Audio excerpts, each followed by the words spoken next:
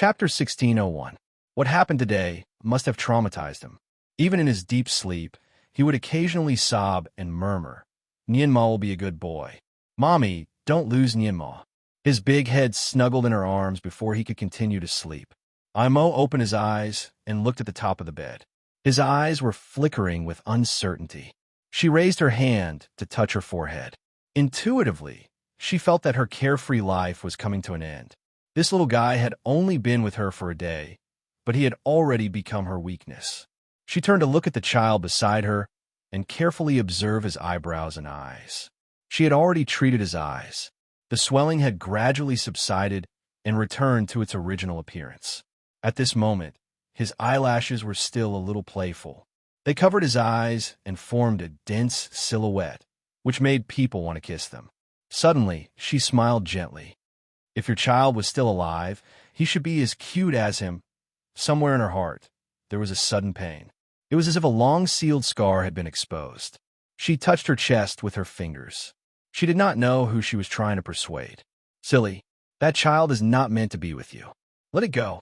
Only by letting it go can you be free. Haven't you lived a good life for the past 3 years?" She felt inexplicably impetuous in her heart. She pursed her lips tightly. She looked at her fingertips and realized that her spell seemed to be a little ineffective. Perhaps she should strengthen it? She closed her eyes, and a faint red light appeared on her fingertips. Once again, she suppressed the inexplicable emotions in her heart and suppressed them to the corner of her memory. She did not want them to come back again. When the red light disappeared, her beautiful face finally returned to its usual calmness. She smiled with satisfaction and fell into a deep sleep. There was a sea of people. It was a splendid sight. The engagement ceremony between the Devil Lord and the most powerful hermit in the Celestial Kingdom naturally shocked the entire 6 realms. Early in the morning, the inside and outside of Mo Palace was already a world of people. People from all 6 realms came and went in and out of the palace. Almost all the leaders of the 6 realms were present. The Devil Lord liked peace and quiet, and didn't like too much noise and excitement. Therefore, the people who could enter the Mo Palace to congratulate the Devil Lord were all of relatively high status. Those whose ranks were too low would at most send their gifts to the door before they were sent away. The place where the engagement ceremony was held was not a palace, but a large square paved with jade. The plaza could hold thousands of people. At this moment, a jade platform was erected in the middle of the plaza. This platform was made of red agate, and it shone brightly under the sunlight. Around the high platform, there were countless seats arranged according to rank and color. The seats were divided into 6 colors, and the guests from the 6 realms were seated in their respective seats. The immortal realm sat in the white row, the devil realm sat in the red row, the ghost realm sat in the black row, the demon realm sat in the green row, the human realm sat in the blue row, and the beast realm sat in the yellow row. At the very front of each row were the leaders of the various realms. If one were to look down from the sky, the 6 colors were neat and orderly. It was a magnificent sight. When it was almost noon, there were no empty seats in the square. Nearly 10,000 people had gathered there. The scene could no longer be described as shocking. In this engagement ceremony, some people were happy, while others were sad. The immortal world was relieved and happy, while the devil world was elated. As for the other 4 realms, some were indifferent. For example, the human realm and the ghost realm. Whether the immortal realm and the devil realm were like family or like fire and water, it had nothing to do with them. They were just there to watch. The honorable emperor of the human realm did not receive any special treatment when he came here. He even had to act according to the mood of others. Chapter 1602. On the other hand, the demons and beasts were a little worried. They were afraid that after the immortals and demons joined forces, they would come to deal with them. Their days might be even more difficult. Whether they were willing or not, they still had to participate in this event. When the bell rang in the distance, the ceremonial officer on the high platform finally shouted, "Venerable Linghua has arrived." Venerable Linghua was Yi Tianli's title. He rode a hexagonal red flame beast and floated down, standing on the high platform. As soon as he landed, he won the cheers of the guests around him. because it was an engagement. Although he did not need to wear the red groom's red robe, he wore a purple robe to show the importance of this event. His appearance was unusually handsome, with sword-like eyebrows, starry eyes, a high nose and thin lips, and a white jade hairpin on his head. Purple represented luxury, and his purple robe was specially made. It had wide sleeves, and when it was opened, it looked like a purple cloud. A white jade pendant hung on his belt, shining brightly. In order to control the situation, he released his rare aura. The immortal aura on his body was awe-inspiring, and there seemed to be auspicious light lingering around his body. The moment he landed, it seemed that the coral red high platform beneath him had lost its color. Although he looked like a man in his 20s, everyone knew that his actual age was more than 10,000 years old. His martial arts were top-notch in the immortal world, not below the Celestial Emperor.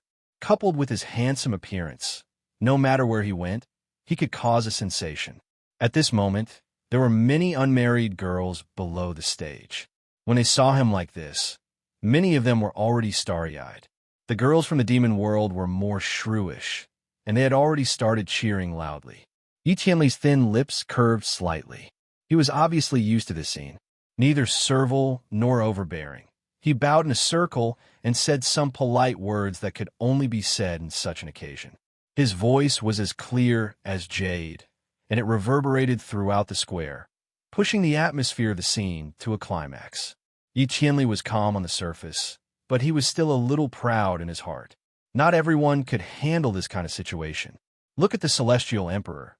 When he looked at him, there seemed to be a light of envy in his eyes. The Demon Lord was the ruler of this world. To be able to marry her was a challenge and a pride. In the entire 6 realms, she was probably the only one who could match him. His suave attitude naturally won him another wave of cheers. Everyone was quite excited. After all, such a grand event was not something that could be seen every year. Everyone couldn't help but look towards the depths of Mo Palace. She wondered how the Devil Lord, who had been in the limelight recently, would dress up this time. What kind of demeanor would he have? Although the Devil Lord had been reincarnated for 3 years, she had not shown her face much in public, and the number of people who had seen her face was even fewer. Although there were rumors describing her appearance, seeing was better than hearing 100 times. Everyone still wanted to see for themselves. Just as everyone was waiting expectantly, the ceremonial officer shouted again, "The Devil Lord has arrived." His shouts resounded through the sky, and even the white clouds floating in the sky seemed to tremble. Everyone looked in a certain direction, and then their eyes widened. A woman in red arrived on a cloud. The red-clothed girl looked to be around 13 or 14 years old. She was wearing a simple red dress. She didn't ride a flashy divine beast, nor did she wear any luxurious accessories. Her beautiful hair fluttered in the wind, and her red dress fluttered behind her. Chapter 1603. She was extremely beautiful. She was so beautiful that there was no trace of anger in her. Although she still had a childish appearance, she had the charm of an adult woman. However, these were not the most important things. The most important thing was that she was carrying a delicate child in her arms. The baby looked to be only a few months old. He was wearing a small robe of the same color as her. His pair of big eyes seemed to be able to speak as he blinked. Many people in the world knew that the great Devil Master liked children, but they heard that she liked children who were around 6 or 7 years old. Most of the children in her palace were around this age. They did not expect that she would carry such a small child today. The woman in red fluttered her sleeves and landed on the high platform. Yi Tianli walked over and reached out to hold her hand, only to find that she was carrying the child in both hands. He could not help but feel a little embarrassed. Imo usually doted on the child, but now was the big day of the engagement. It was not appropriate for her to carry a child. "Greetings, great Devil Master."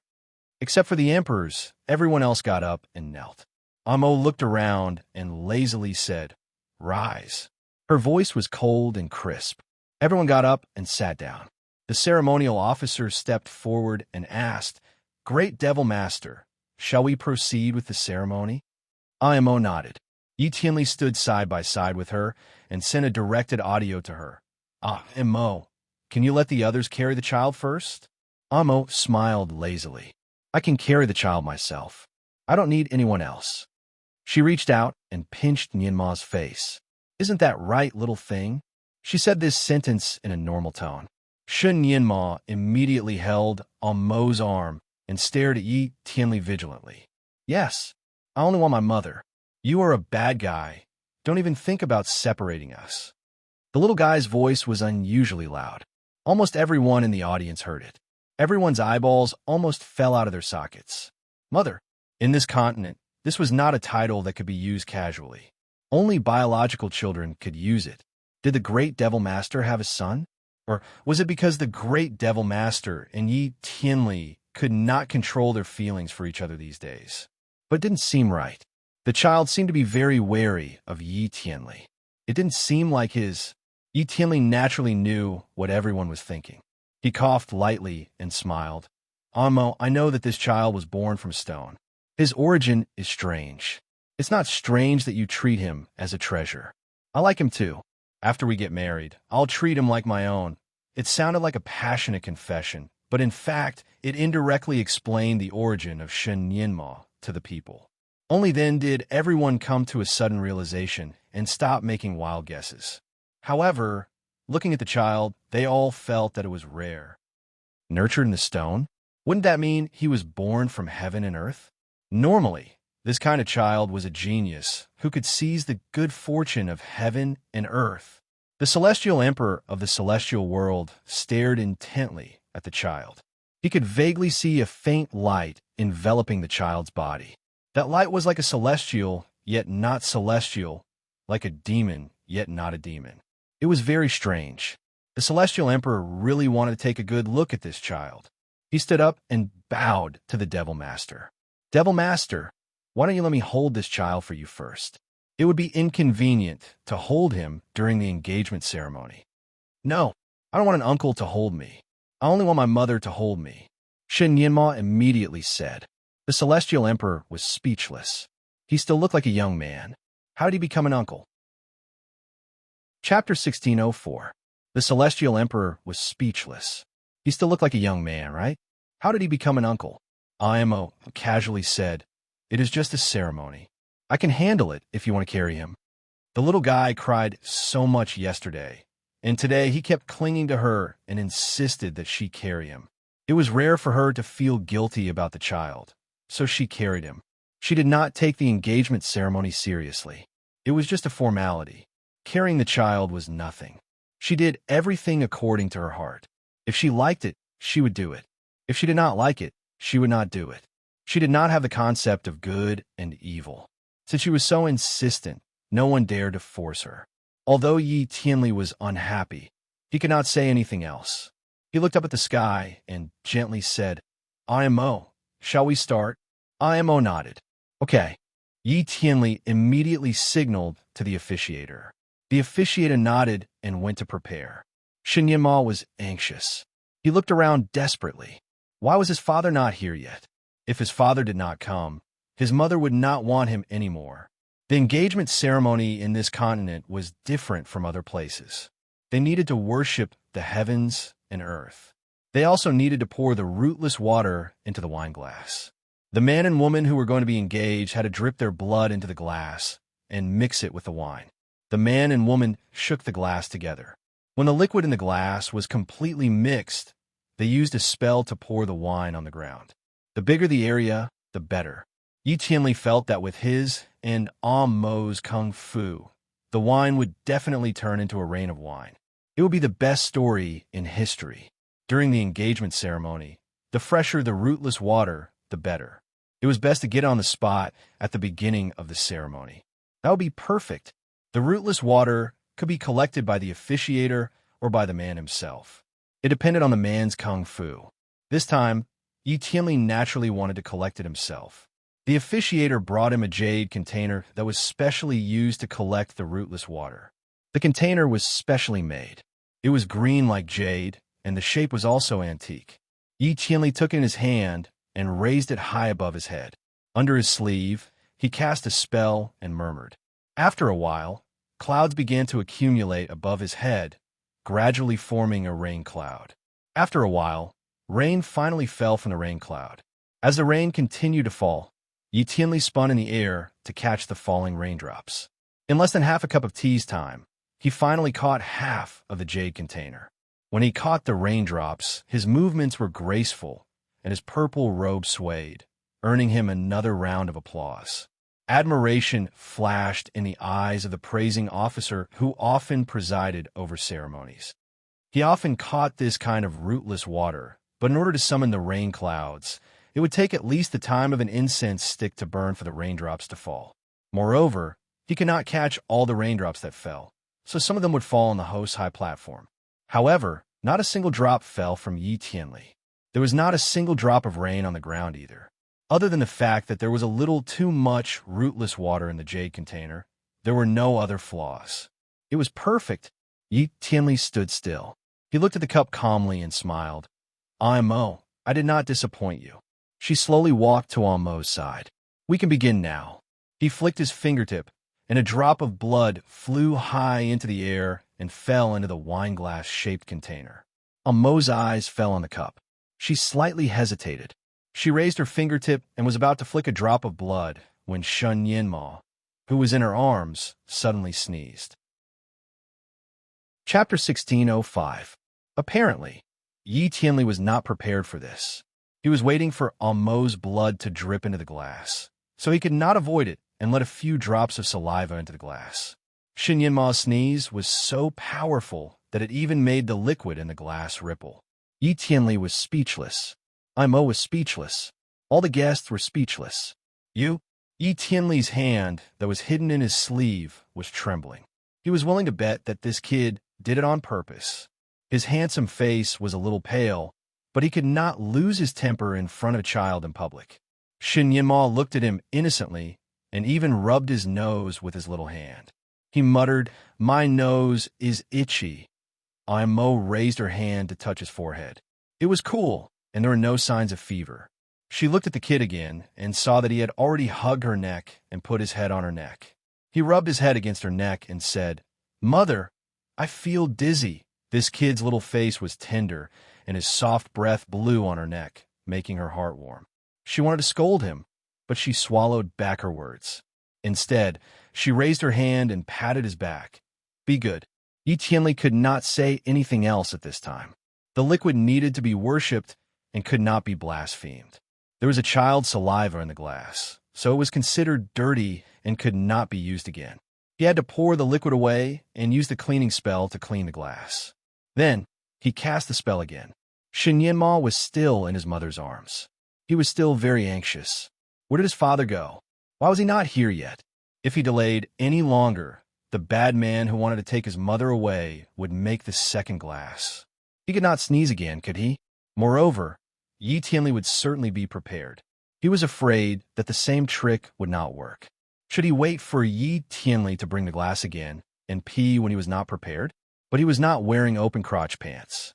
Shin Yinma was very troubled. He thought about it again and decided not to care anymore. If he could not do it, he would pee. Although he would wet his pants, his mother's clothes would also be wet. She had virgin urine on her body, so he could not hold the dam ceremony again. It was just a little embarrassing to wet his pants in public. Shun Yinma felt that he was going all out for the sake of the reunion of the three of them in the future. Just as he was desperately trying to come up with a bad idea, Yi Tianli finally finished his second cup. This time, he was obviously on guard against Shin Yinma. After he dripped his own blood into the bowl, he deliberately leaned to one side when he brought the bowl to Mo. He pinched his fingertips to prevent the little guy from sneezing again. Mo, it's done this time. Come, drip your blood in too. From now on, we're husband and wife. Mo raised his finger. Shin Yinma immediately closed his eyes and was about to urinate. Chi! A soft sound was heard. A white light flew out of nowhere and hit Yi Tianli's wine glass. Pa! The wine cup instantly shattered into a pile of dregs that couldn't be picked up. Yi Tianli was speechless. Why was there so much trouble today? He suddenly raised his head and shouted angrily, "Who is it?" Everyone was also shocked by the sudden appearance of the white light. The speed of the white light was too fast. Even with so many people present, no one could see where the white light came from. "It's me," a voice came from the clouds. The voice was as cold as snow and as clear as jade. A short word was like an ice bead that heavily plucked the strings of everyone's heart. Chapter 16:06. "It's me," a voice came from the clouds. That voice was as cold as snow and as clear as jade. That one word was like an ice bead that plucked at everyone's heartstrings. Following this voice, a white figure floated down from the sky. Jade as the spirit, snow as the bones, clouds as the clothes, and the moon as the face. When the white figure landed on the high platform, it was as if the whole world had become cool. His wide white robe fluttered behind him like a cloud, and his ink-black hair fluttered like a curtain. A deep sapphire headband was faintly discernible in his hair. He landed there calmly, and the beauty of his facial features seemed to be unable to be described with words. His eyes were like the waves of the sea, and his thin lips were like a cloud of peonies. Every curve was perfect. When his eyes turned, it was as if the waves of the sea were gently patting him. Everyone who looked at him felt their hearts beat up and down like a drum. He just casually glanced down, but everyone felt like they were being stared at. The men all shivered, and the women all felt their hearts beat wildly. His temperament was extremely cold, like the clouds in the high sky, like the ice on the high mountains. He was just casually standing there, but he exuded a noble and lofty aura. This aura seemed to come from his bones, and even if people didn't know his identity, they would still have the urge to kneel down and worship him. Silence. Extreme silence. In the big square, there were nearly 10,000 people. At this moment, everyone was completely silent. Almost everyone held their breath. It was as if breathing out was blasphemous to the person on the high platform. No matter how bold a woman was, she would not dare to scream. When this person landed, everything in the world seemed to automatically become his background. General Manager Himu stood below the stage with his mouth wide open. This person, where did he come from? He was not a guest at all. Although there were many guests and he could not recognize them all, such a super existence would cause a sensation no matter where he appeared, right? It was impossible for him not to know. More importantly, he faintly felt that this person was a little familiar, but he could not remember where he had seen him before. Yi Tianli's eyes fell on the man who suddenly appeared. His pupils shrank slightly. He had never seen this person before, but when he was on guard, he could still easily break the jade in his palm. This man's martial arts were not simple. It could almost be described as unfathomable. This person was obviously here to cause trouble, and in such a high-profile way. Yi Tianli's 2 consecutive drinks were ruined by someone, and he was in a bad mood. Especially when this man appeared and took away everyone's attention. It made him even more unhappy. Yi Tianli had always been good at self-restraint. As the first lord in the Celestial Kingdom, it was necessary to have good self-restraint. Therefore, although he was very unhappy in his heart, he still showed a calm expression on his face. He was neither anxious nor impatient. "Who are you? What's the meaning of breaking my cup?" His voice was gentle and sharp. He stood there in his purple robe and subconsciously released his aura. He was not much weaker than the man in front of him. "Father. He is my father." Shen Yanma, who was in Mo's arms, finally called out. His crisp and soft voice echoed throughout the square. He was extremely excited.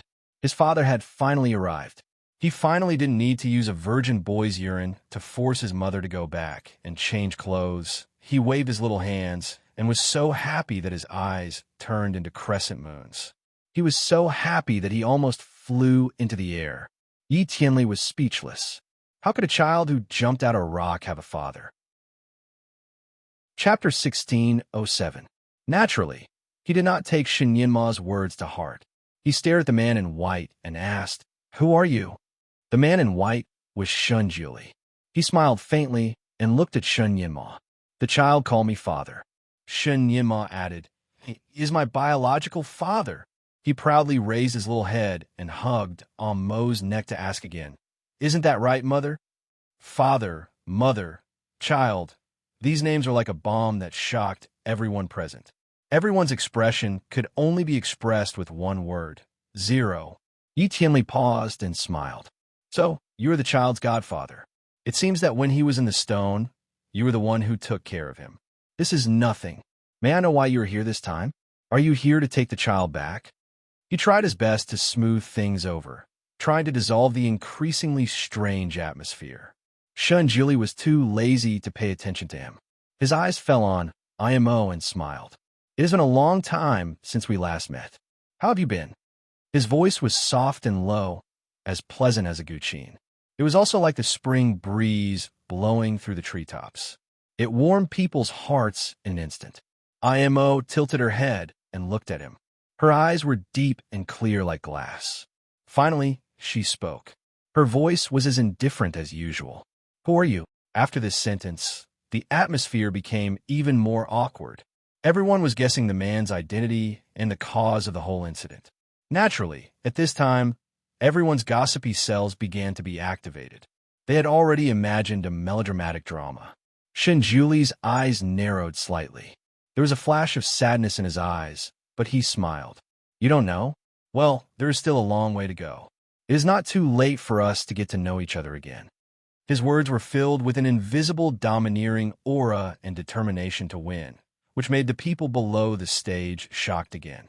IMO smiled lazily and was not moved. What qualifications do you have for me to get to know each other again? Shin Nianma quickly said, Mother, he is Nianma's father. He should also be your husband. Mother, you have to acknowledge him. He has worked very hard to find you for a long time. Nianma has also worked very hard.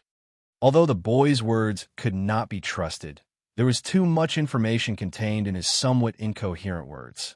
Everyone felt that it would take them a while to digest. Imo looked at Shanjili again and suddenly smiled. So you're here to find a wife. Unfortunately, I'm not the one you're looking for. Although I was the one who delivered this child, he is not my flesh and blood. If he is indeed your child, you can take him with you. She handed Shin Nianma over to Gu Shijiao. Shin Nianma's facial expression changed, and he cried again. He turned around and desperately held Mo's arm. Mother, do you always like to abandon me? Mother promised not to abandon Nianma again. His tears came as he wished, rolling down like pearls. IMO could be cruel to anyone, but she could not resist the tears of this little ancestor. She originally wanted to throw the little brat to the man who claimed to be his father, but when he cried, her heart softened slightly. She hesitated for a moment, and the little brat had already grabbed her arm. His two little hands held on tightly, and she couldn't shake him off even if she wanted to. She would have to use a spell, but she couldn't use it on this little brat. Therefore, the little ancestor naturally lay on her body again. He hugged her like a koala and could not be pulled away. Chapter 1608. This scene made the demon master lose a lot of face. Almo's calm mask almost cracked. Shut up. Don't cry. She yelled at him. Shin Nianma's little body trembled, and he looked at her with tears in his eyes. Mother, you are scolding me. His little mouth was pouting more and more, and his tears were about to turn into a downpour. Nianma, be a good boy. If you are a man, don't cry. Imo finally understood that children should not be scolded, especially this boy. Otherwise, he would cry until there was a river in the sky. She changed it to education. This sentence was almost blurted out. Shin Nianma was a docile donkey. Once his hair was smooth, he was very obedient. The tears that were about to roll out of his eyes finally showed signs of recovery. Well, Mother has taught me before that only girls like to cry, and boys should be men. They bleed, but not cry. It wasn't as if this brat didn't understand reason. Imo finally breathed a sigh of relief. It is good that you know. Don't cry. Shin Nianma rubbed his face against her chest. As long as you don't abandon me, I will not cry. I will be a man.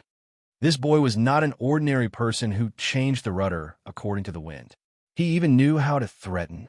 Mo's head swelled from his rubbing. For a moment, he couldn't decide whether to continue throwing him out or not. She regretted bringing this boy to the scene. Hugging him in her arms, her dignity was almost gone. No matter how good Yi Tianli was at this time, his handsome face was gloomy. He coughed softly. Mo, We don't have to care about irrelevant people. Let's continue with the engagement ceremony. Mo closed her eyes slightly. When she opened her eyes again, she was already at ease. She casually pointed at Shun Yinma's body a few times, and in front of Shun Yinma's big eyes, she encircled him in a light red wizardry barrier and suspended him behind her. She flicked her clothes as if she was trying to get rid of the irrelevant people and things. She smiled gently. Okay. Her smile was sweet, but there was an indescribable evil aura. It made people who saw her smile feel nervous. Yi Tianli finally let out a sigh of relief. As long as Imo agreed to marry him, everything else was fine. The celestial emperor of the celestial world finally reacted. He stood up and said, "That's right. Today is the big day of the Devil Lord and the Supremacy's engagement. Don't miss the auspicious time." In any case, the marriage between the immortal realm and the demon lord was the only way to bring peace to the six realms. As for the white-robed man who appeared later, although his bearing was also extraordinary, his origins were unknown. No one could even tell where he came from. The celestial realm naturally didn't want him to ruin this great marriage. Therefore, when the celestial emperor spoke, the people from the other immortal realms immediately agreed. This time, many people from the immortal realms had come to support the celestial emperor. Their agreement had a shocking effect. Yi Tianli straightened his back and glanced at Shun Julie proudly. He wanted to see if Shun Julie would restrain himself after being isolated. It would be best if Shun Julie left obediently. Shun Julie stood there. He didn't feel uneasy about being isolated in this world. His face was as calm as water. He looked down at the crowd and echoed loudly. His eyes were like ice water. Under the baptism of his gaze, those who were loudly echoing unconsciously lowered their voices. Finally, they all shut up. Shun Julie finally opened his mouth to speak after the restless voices had died down. Chapter 1609.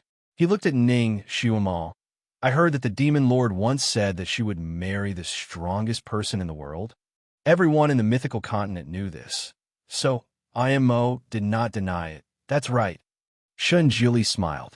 He did not smile easily, but ever since he came to the stage, he had smiled more often than before. That's good, he said without hesitation. Then he looked at Yi Tianli. His voice was still as calm as water, but his words were no less than a balm. Then you don't have to marry her. You are not the strongest. Under the watchful eyes of so many people, Yi Tianli could not hold it in even if he had good self-control. He sneered and his eyes turned cold. You have to take responsibility for what you said. I'm the strongest person in the six realms, and I am recognized as the strongest person in the six realms. Someone immediately agreed. That's right. The Venerable One is the strongest in the six realms. He earned this title with his own strength, and it is not an undeserved reputation. Yes, I was there when he competed with the strongest person in the six realms. Yi Tianli looked at Shun Julie again and smiled. Everyone's eyes are sharp. What else do you have to say? Shun Julie asked. You said that I am not the strongest. Then who is the strongest? Shun Julie slowly tidied up his sleeves and replied faintly, I am. Yi Tianli sneered. I don't know where you came from. Who on this continent knows you? How can you be sure that you are the strongest? Shun Julie finally looked at him.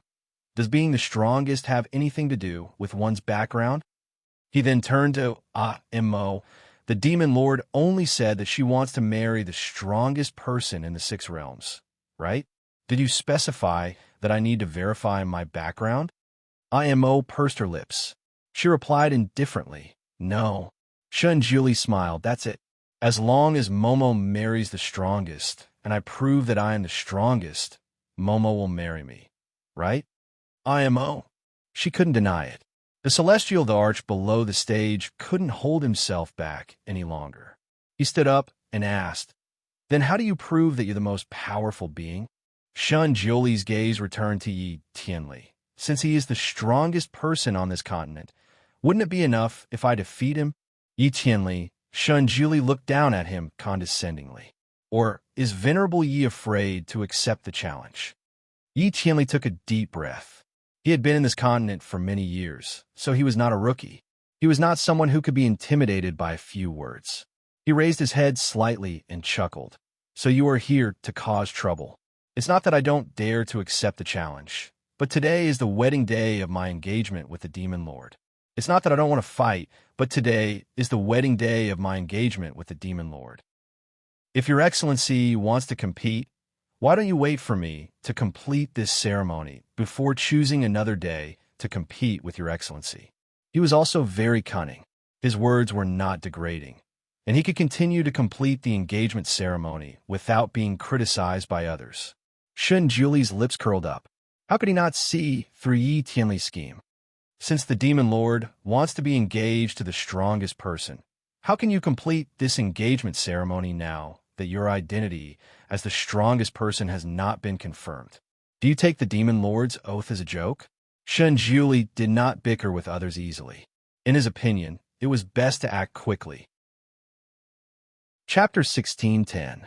Shinjuli was not one to bicker with others easily. In his opinion, the fastest way was to act.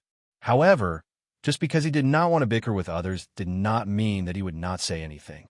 Once he opened his mouth, his words would be as straightforward as his personality. It would be impossible for others to ignore him even if they wanted to. Yi Tianli was speechless. He could not find words to refute him.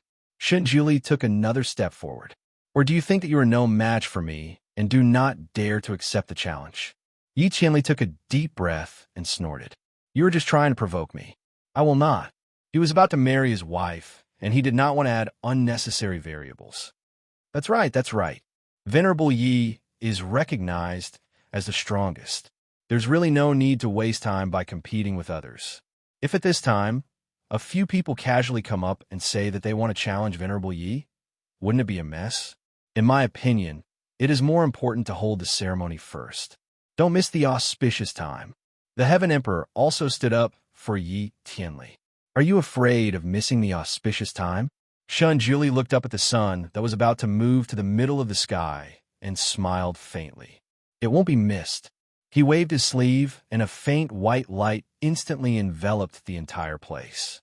After the white light dissipated, everyone stared at the hourglass not far away. The hourglass had stopped flowing, and the treetops in the distance were tilted to one side, as if they were frozen. Everything that was moving came to a standstill in an instant. Even the rolling clouds in the sky stopped there, not moving at all. The only thing that could move was the people present. Everyone looked at each other, not understanding what had happened. The Heaven Emperor's eyes were almost fixed on Shun Juli. You are... Time has stopped, Shun Juli said slowly. Before the outcome of the battle is decided, the auspicious hour will not come. When he was with Ning Xiuma, she unintentionally mentioned the movie You from the Stars that she watched in the modern world. She said that the professors in the movie were able to stop time. She only mentioned it at that time, but it aroused his interest. Therefore, he took Ning Xiuma to travel and train her while studying the time-stop technique on his own. He was a god, and there were very few spells in this world that could truly baffle him. As long as he researched, there was no spell that he could not succeed. After he finished his research, he didn't even have time to show it off in front of Ning Xiuma before the following incident happened now. He finally used it at such a crucial moment. His cold voice resounded throughout the entire place, causing everyone to be stunned. The leaders of the 6 realms looked at each other. The word shock could be seen on their faces. There was no one on this continent who could use this technique. Who was this man? He actually knew such a powerful spell. Originally, they were still suspicious of Shun Juli's challenge to Yi Tianli. They thought that this person was just here to cause trouble and delay the auspicious hour. Now that he had revealed this move, everyone finally took it seriously. The leaders of the demon realm and the beast realm were eager to ruin this marriage, so they immediately said, "This brother's words are reasonable. Why don't Venerable Yi compete with his brother? That way, everyone will be convinced. Yes, the Demon Lord is marrying the strongest person. If Venerable Yi doesn't accept the challenge, I'm afraid people will not be convinced. Yes, we haven't seen Venerable Yi show his skills for a long time. Anyway, time is still now, so there's no need to worry about missing the auspicious hour. Why don't Venerable Yi fight with his brother?" Chapter 16:11. At this point, Yi Qianli could no longer find any other excuses. He looked at Shun Juli and said, "All right, I will fight. However, fists and kicks have no eyes. If I accidentally hurt you, please forgive me." Shun Juli was straightforward. Just do whatever you want. It had been a long time since he had a good fight with someone. A life without an opponent was a lonely life.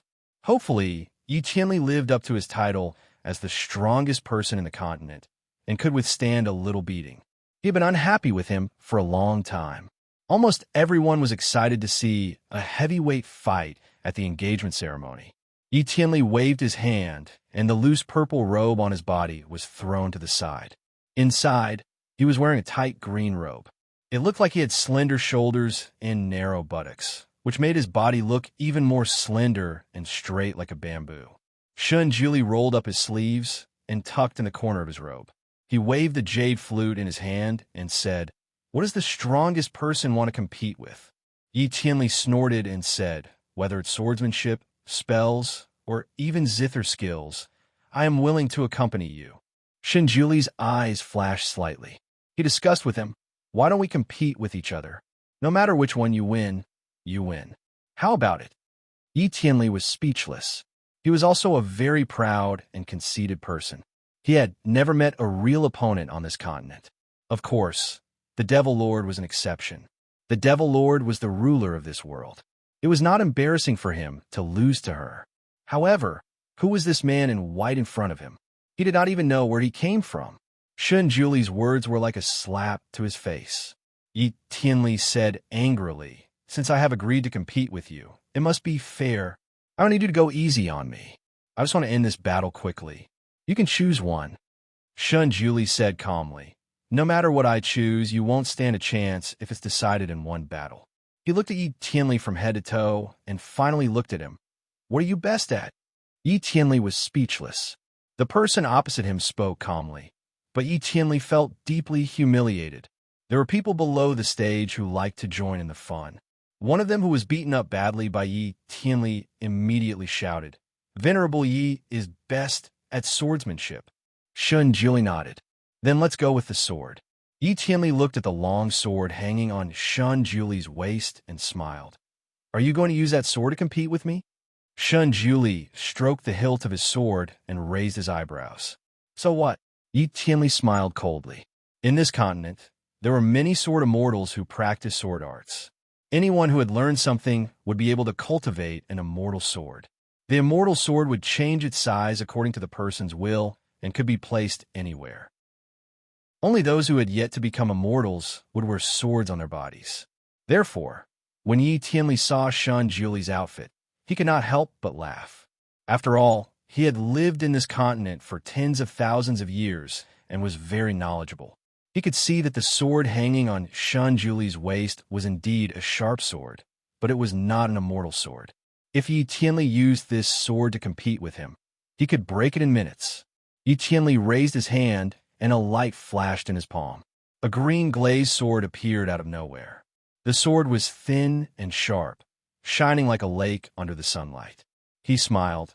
"This is the sword that I used before I became immortal.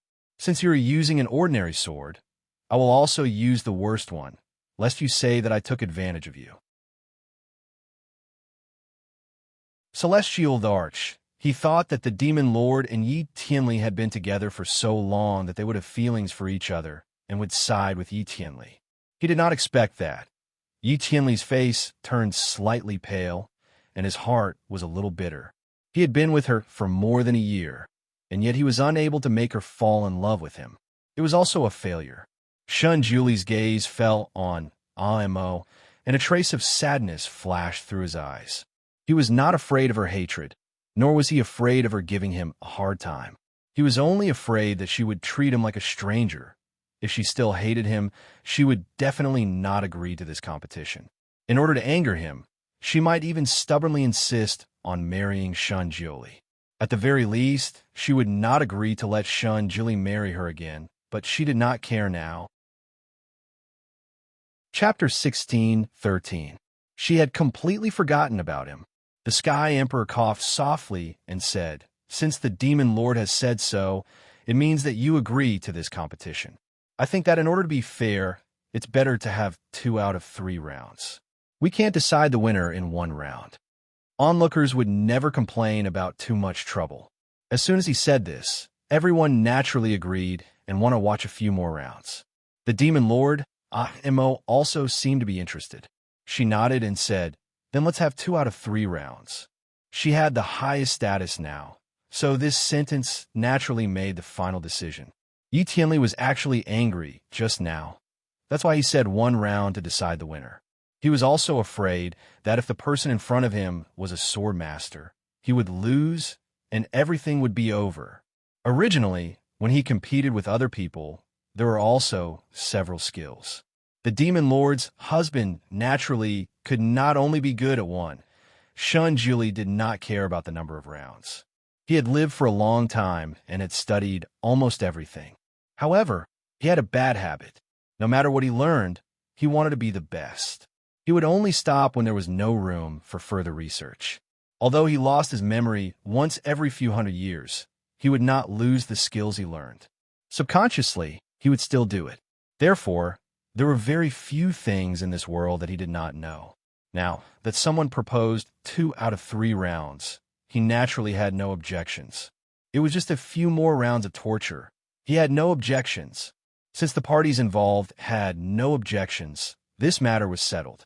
Since the heads of the 6 realms happened to be here, they just happened to be witnesses for these 2 people. The first round was naturally a sword competition.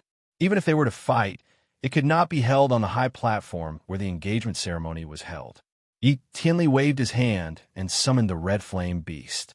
He flew into the air. His red flame beast was very majestic. When it flew into the air, it was like a cloud in the sky, extremely dazzling. Before the competition, he had already won a round of applause, especially the cheers from the immortal realm were louder. Shun Juli slowly rolled up his sleeves, then slowly looked at the people below the stage. He slowly flew into the air and finally stopped in front of the red flame beast. He glanced at the majestic red flame beast and praised, "This red flame beast is not bad." Yi Tianli gritted his teeth and laughed. "You flatter me." Shun Juli looked at him strangely. "I'm praising it, not you. You don't have to be modest for it." Yi Tianli, he didn't want to talk to this person anymore, in case he was angered to death. He raised his hand, and the treasured sword flew into the air with a swoosh. The tip of the sword spat out a sword ray that was about 3 feet long. His etiquette was still very thorough, and he also raised his sword in a starting position. He said in a deep voice, "Please." His starting stance was extremely standard, and extremely stylish. Those who knew swordsmanship cheered again. This was how a supremacy of the celestial world should be. You have the ability. Looking at Shun Juli again, he was standing there casually, looking very casual. He also pulled out his sword, but the way he held it was not up to standard. He casually held the sword, but he did not let it fly into the air, nor did he let it be held horizontally as a sign of respect. He held it more like he was holding an iron rod, and the tip of the sword was even hanging down. No need to be polite, let's fight. Yi Tianli was speechless. He had fought so many times, but this was the first time he met such an opponent who did not play by the rules. Especially the opponent's attitude. It was obvious that he did not take him seriously.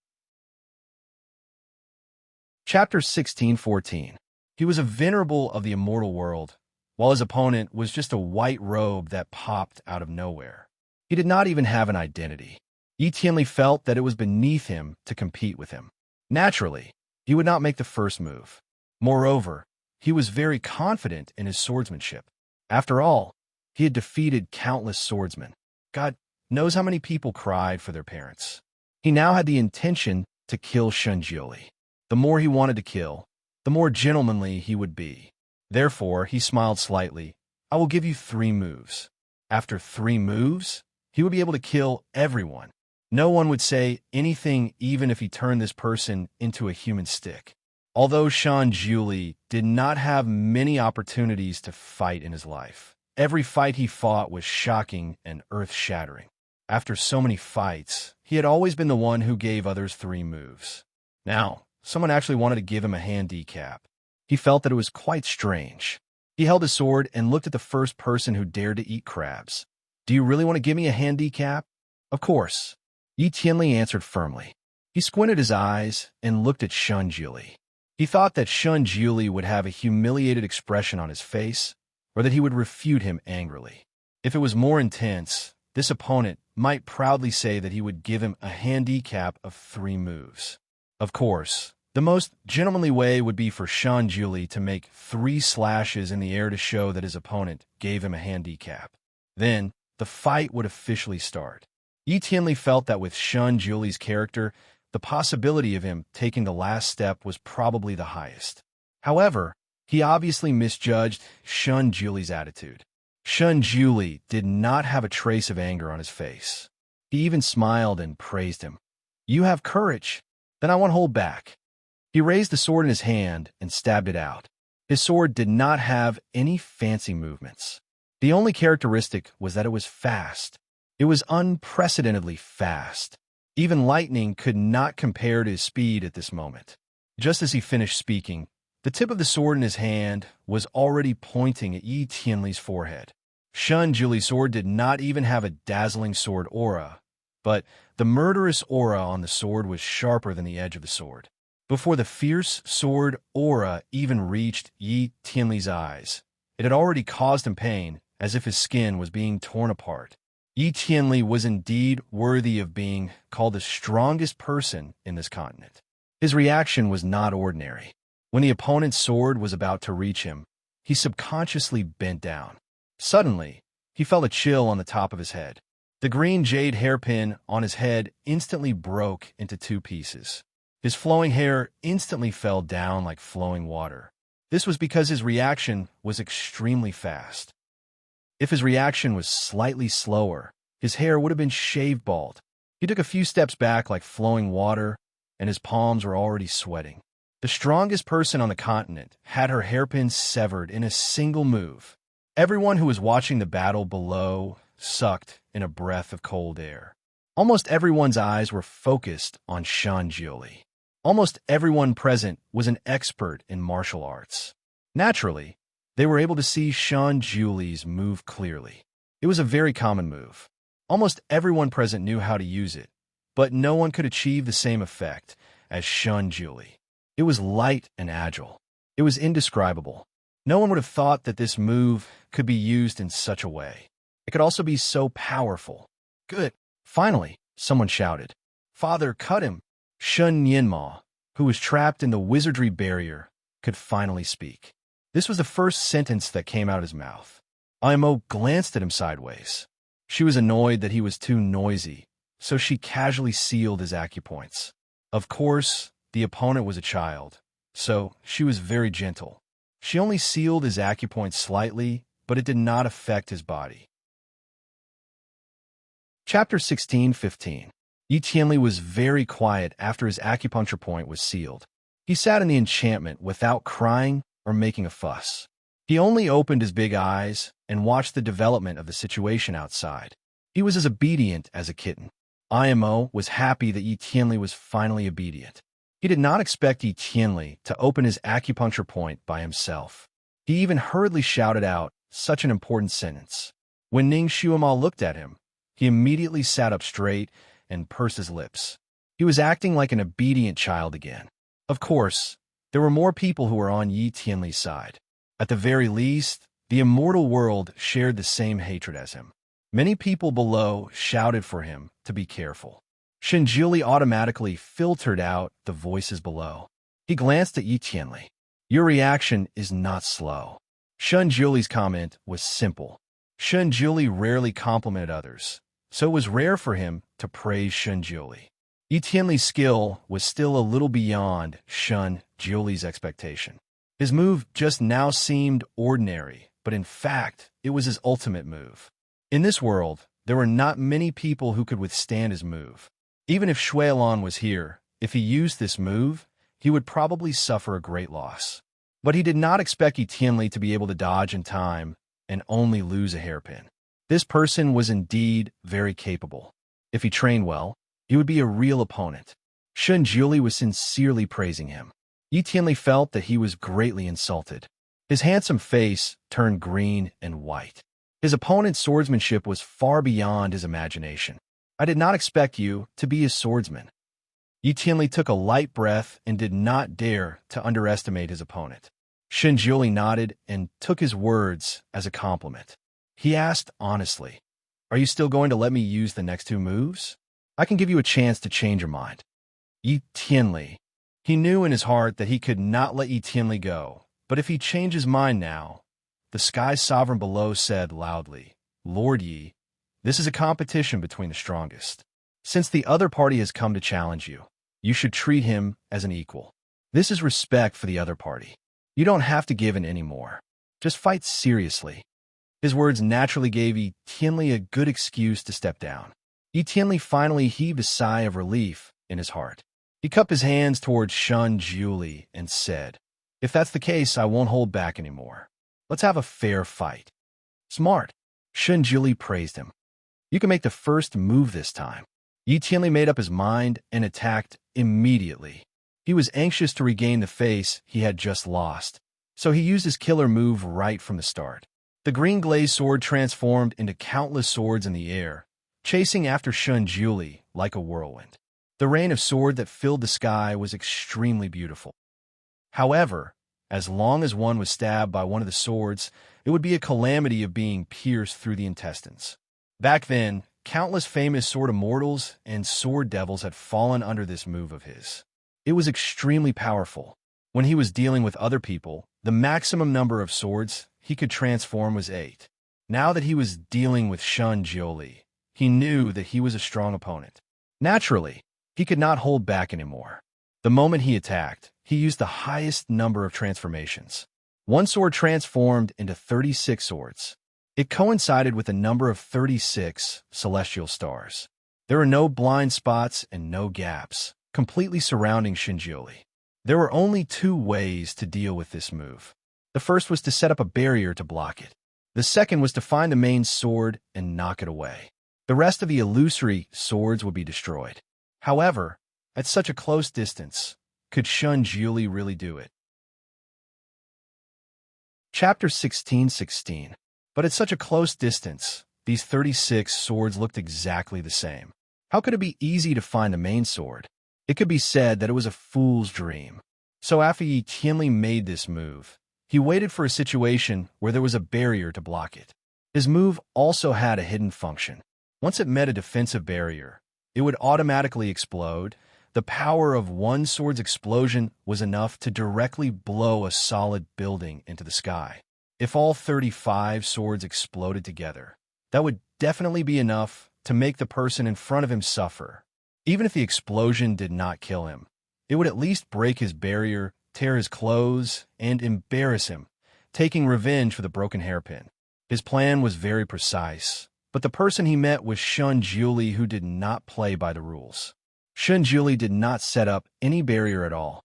The moment the 36 swords attacked him, he raised the sword in his hand and directly slashed at one of the swords. Chi! With a sound, the long sword in Shen Jiuli's hand cut through the sword's tip, like cutting through tofu, directly to the sword's hilt. That sword had already cultivated into an immortal spirit. The moment it was struck, it let out an ear-piercing shriek, as if it was a scream before death. Before the shriek stopped, the immortal sword that had once swept through the 8 desolations was neatly split into 2 halves and fell to the ground. The main sword was cut. The other illusory swords naturally could not withstand it. Before they reached Shen Jiuli, they dissipated. Yi Tianli was stunned. His face turned pale. He did not expect that the opponent could see the difference between an illusory sword and a main sword in such a short time. He also did not expect that the opponent could destroy his immortal sword with a normal sword. Since it was an immortal sword, its spiritual root and its master had something in common. When the immortal sword was destroyed, Yi Tianli was also injured. The blood in his chest surged. Fortunately, he did not put much immortal core power into the sword, or else the injury would be more serious.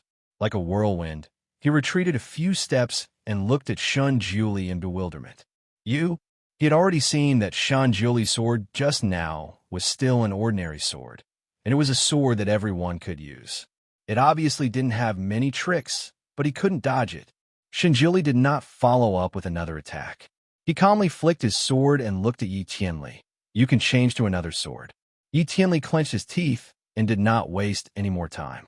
Instead, he took out the legendary sword that made him famous, the Heavenly Sword. It was an ink-black treasured sword. It was so black that no light could be reflected. Once the light hit its body, it seemed to be devoured.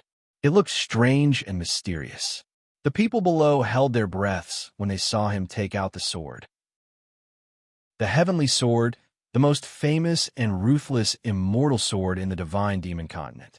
Once the Heavenly Sword was taken out, it must see blood, eat souls, and never return to the scabbard. The sword spirit of this sword was very powerful. It could automatically attack without a master. The sword spirit of this sword was also very evil. Once it was taken out of the scabbard, it must see blood. No matter if it was an immortal or a demon, once it was defeated, it would eat the soul together with it. It could not even be reincarnated. This sword was originally used to deal with evil people. Yi Tianli had carried it with him for so many years, but the chances of him using it were few and far between. Who would have thought that he would take out this sword at this moment? This showed that Yi Tianli was really going all out. When the Heavenly Sword was taken out, the originally clear sky suddenly turned dark. Chapter 16-17. As soon as the Heavenly Sword appeared, the originally clear sky suddenly darkened. The white clouds turned into dark clouds, and there was a faint whistling sound in the air. Lightning flashed in the clouds and circled around the Heavenly Sword. Yi Tianli was shrouded in the light of the Heavenly Sword. His clothes were fluttering, and he looked like the god of war.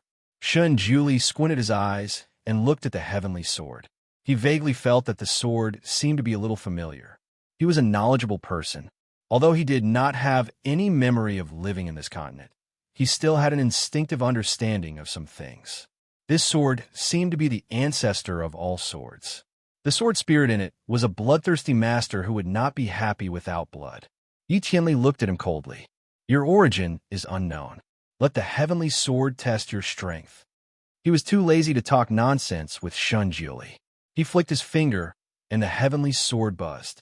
A hurricane came out from the sword and directly turned into countless black sword needles in the air. The sword needles combined again and transformed into a black dragon. As soon as the dragon was formed, a huge whirlpool formed in the sky. The roar of the dragon was earth-shattering as it pounced on Shun Juli. The dark clouds in the sky gathered and trapped Shun Juli in the middle in the blink of an eye.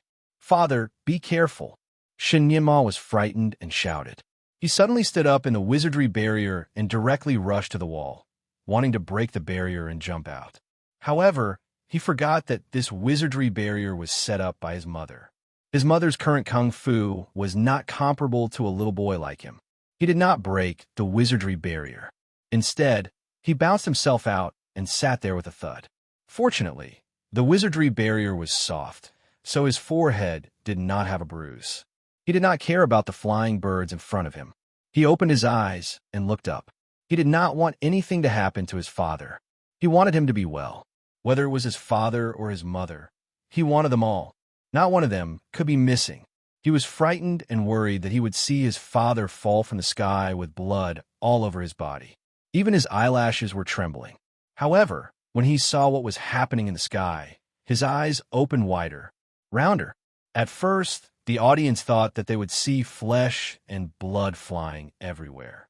Some of the more timid ones even closed their eyes. However, when they heard the sound of people gasping, they were obviously shocked to the extreme. Therefore, the timid ones opened their eyes and looked at the sky. They immediately opened their mouths and were speechless for a moment. In the sky, that ink-black dragon formed by sword needles flew in front of Shun Juli. However, Shun Juli did not draw his sword. He merely extended his middle finger and pointed it between the dragon's eyebrows. Such a ferocious, intrepid, and invincible black dragon could only shake its head and wag its tail. Like a puppy that had seen its master, it wagged its tail with all its might. Where was the slightest bit of might left? The original body of the Heavenly Sword was still in Yi Tianli's hand, but at this moment, It was shaking violently, as if it wanted to escape from its master's grasp. Yi Tianli's face was pale. He grabbed the sword hilt with all his might. The web between his thumb and forefinger was bleeding from the shaking. He desperately chanted a spell, trying to regain control of the sword. However, the sword seemed to have gone crazy. The ink-black sword suddenly lit up and a golden light burst out. Not good. This sword actually wanted to kill its master. The original sword hilt actually turned into a sharp blade that could cut through everything in an instant. If Yi Tianli did not let go, all 5 of his fingers would be cut off. Helplessly, he could only let go. The heavenly sword instantly flew out. Chapter 16:18. Helpless, he could only let go. The Heaven's Path sword instantly flew out and flew in front of Shun Juli like a whirlwind. Once the main sword arrived, the black dragon of sword needles instantly disappeared.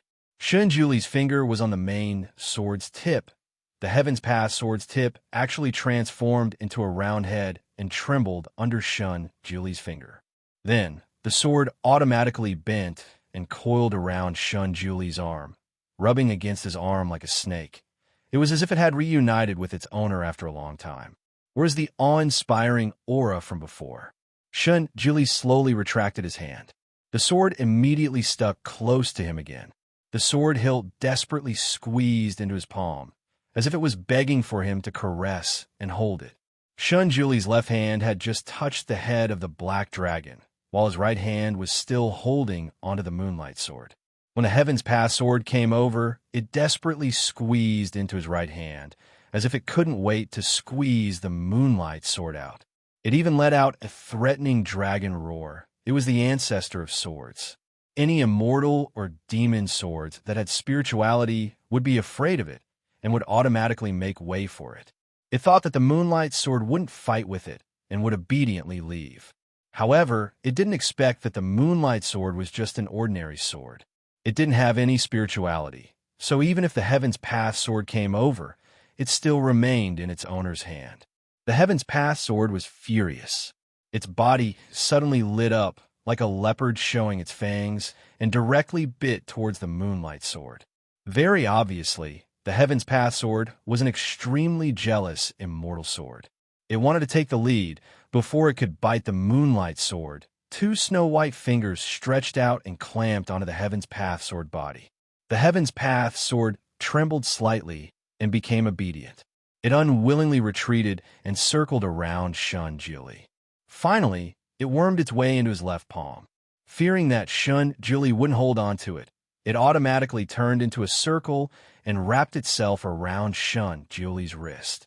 Yi Tianli's pale face was his current expression. Shock was the expression of the spectators below the stage. Everyone's mouth was slightly agape.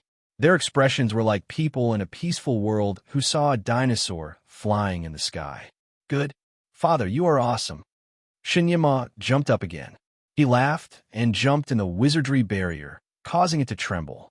Mother, isn't Father great? Mother, Lord Father is the strongest in this world. Everyone else, stand aside. Shinyama's little face was full of pride. His pair of big eyes sparkled as if they were about to shine. Imo pursed her lips and looked up at the sky. Her pretty face was expressionless, neither happy nor sad. Shun Juli casually grasped the heavenly Tao sword, and a familiar feeling spread through his heart. Countless images seemed to fly through his mind. Although he could not connect them together, there were a few images of the heavenly Tao sword. He couldn't remember anything else, and he didn't want to remember. However, he understood that the Heavenly Path sword had once belonged to him. He was its true master. The spirit of the sword had recognized its master, so the moment it recognized him, it immediately betrayed its new master and desperately wanted to return to him. At this moment, the Heavenly Path sword was tightly attached to his arm, making a buzzing sound similar to that of a small dragon. It seemed to be acting coquettishly and as if it was complaining. At this time, everyone also understood that Shun Juli was the original master of the Heavenly Path sword. Now, it had recognized its ancestors and returned to its master. Yi Tianli's hand was empty, and his face was pale. Looking at the Heavenly Path sword that had betrayed him, He was so shocked that he could not even say a word. Chapter 1619. The Heavenly Path Sword was found by Yi Tianli in a deep valley a few thousand years ago. At that time, the Heavenly Path Sword did not recognize him as its master. Because it was stuck in a crack, the sword was slightly rusty. Yi Tianli washed it with rootless water every day. The Heavenly Path Sword was bloodthirsty, so Yi Tianli fed it a drop of blood every day. After a few times, the Heavenly Path Sword was finally moved by him and reluctantly recognized him as its master.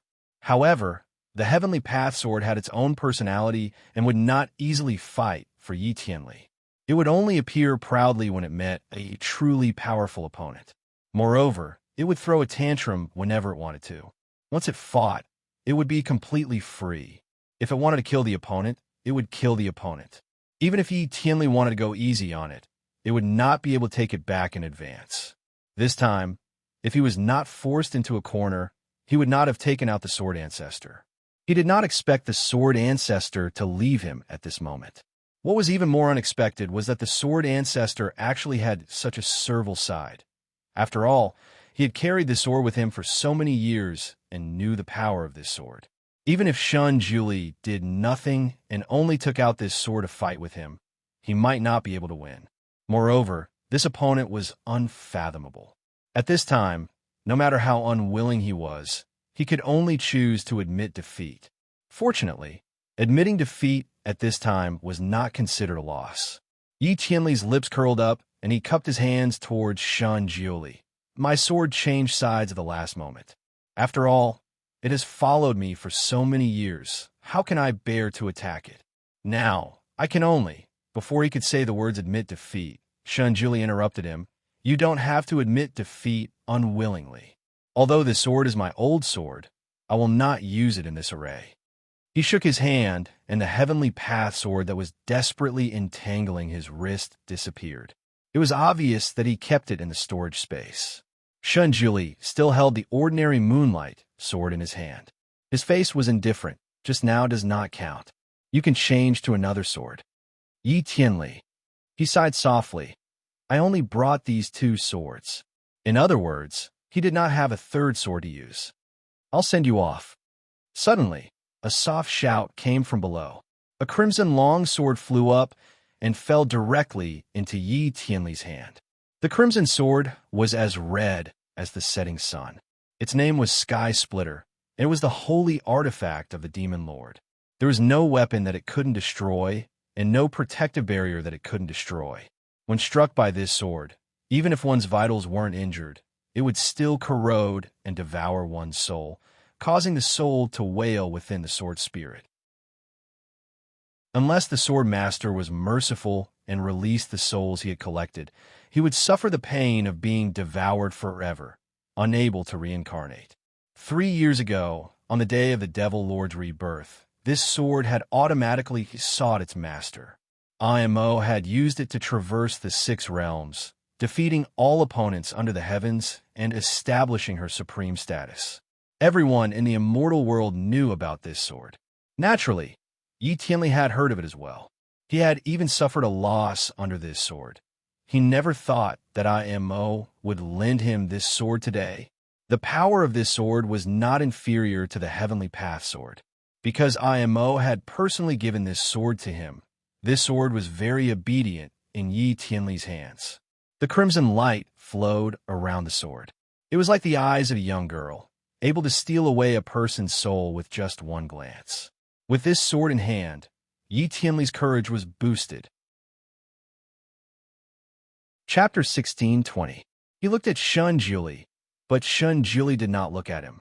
Shun Juli's eyes fell on IMO, who was standing there looking up at him. Both of their eyes met in the air. Shun Juli's face was slightly pale, but IMO smiled. Her eyes even had a hint of interest and malice, with a hint of challenge. Shun Juli looked at her for a moment and finally looked away. He slowly raised his head and looked at Yi Tianli. His eyes, which had some fluctuations just now, had returned to normal. He said faintly, I want to change my sword too. Yi Tianli's heart sank. Originally, He wanted to use the advantage of the Sky Splitter Sword to kill Shunjuli. However, if he wanted to change his sword, he would definitely change to the Heavenly Tao Sword. The power of the two swords was almost the same, so he would not be able to gain any advantage in terms of weapons. However, at this time, he had to let him change his sword. Therefore, he paused for a moment and could only pretend to be generous. He smiled and said, "Of course, you can use the Heavenly Tao Sword." Everyone below also opened their eyes wide and waited for Shunjuli to take out the Heavenly Tao Sword again. Unexpectedly, after Shunjuli kept the Moonlight Sword, he stretched out his palm and directly condensed an ordinary black iron sword in his palm. He faintly added, "I will use this." Yi Tianli was speechless. Everyone was shocked. The black iron sword looked ordinary at first glance. It was not even as good as the Moonlight Sword. Almo's long eyelashes drooped down, hiding the color in her eyes. She waved her sleeves behind her, and a quaint chair automatically appeared behind her. She sat on it, propping up her chin with her palm as she lazily looked at everything above her. After a moment, she suddenly seemed to realize something. She turned her head and looked at the spherical wizardry barrier that had been hanging beside her. Inside the wizardry barrier, Shen Yinma's eyes were wide open. He looked at her in disbelief, as if he could not believe that his mother would side with an outsider to go against his father. He pursed his lips, and tears rolled in his eyes. Almo's eyes met his, and his heart trembled slightly. It was as if a sharp needle had pierced into the depths of his heart. She paused for a moment, unwilling to meet his gaze again. With a gentle wave of her sleeve, the originally transparent barrier turned pink and non-transparent. Shen Yinma's tiny figure was finally hidden in the wizardry barrier. She let out a light sigh. It was better not to let such a young child see such a gory scene, in case it stimulated his little heart. She then raised a hand and gently pressed it on the pink enchantment. The pink enchantment shook like a cradle, and her voice was transmitted into the enchantment. "Be good. Have a good sleep." The little one was very obedient inside the enchantment. He definitely could not see the outside now, but he did not rush around anxiously. Instead, he sat there motionlessly. Imo could sense his movements at this moment. Seeing that he was indeed obedient, he let out a sigh of relief. The two people above had already started fighting, and the clouds were surging in the sky. The Sky Splitter was indeed extraordinary. Even if it was not controlled by a person, it could still move freely in the air. Every move it made was earth-shattering. The Sky Splitter was also a very murderous, evil sword. Once it was out of the sheath, no matter who the opponent was, it would exert a great power. Every move was bloodthirsty and deadly. It circled around Shunjuli in a hurry and attacked him as if he was its nemesis. It would only be satisfied after he was killed by the sword. Chapter 16:21. Shunjuli pursed his lips and poured his divine power into the black iron sword in his hand. It emitted a dim light and formed a black iron shield around Shunjuli's body. The Sky Splitter Sword struck a few times, but was rebounded by the shield. If the Sky Splitter Sword was in the hands of the Demon Lord, then there was no barrier that could not be broken. But the person using it now was Yi Tianli. Yi Tianli's divine power and the Sky Splitter Sword's divine power were somewhat incompatible, so the Sky Splitter Sword could not unleash its full power in his hands. Even so, when the Sky Splitter Sword struck the black iron sword, there were dents on the black iron sword, and some parts even cracked. In less than a cup of tea's time, the black iron sword was already badly damaged. Fortunately, Shunjuli's divine power was amazing. During the fight, he would repair the cracks on the black iron sword, so the sword would not be destroyed in an instant. Yi Tianli secretly breathed a sigh of relief. Although he mainly relied on the power of the treasured sword and had an unfair advantage, he still had the upper hand. As long as he had the upper hand, he would have the hope of marrying Imo. He actually felt that it was a little strange. Since the start of the fight, Shunjuli had been defending and did not attack at all. He did not even counterattack the Sky Splitter Sword. The people below the stage also noticed this and could not help but look at each other. They did not understand why Julie would do this. There was no lack of top experts in the audience, but after watching for a while, these experts understood that if they were to go against the Sky Splitter Sword, even if they had a divine weapon in hand, they would not have any hope of winning. The most taboo in a fight between experts was to be restrained and not given at all.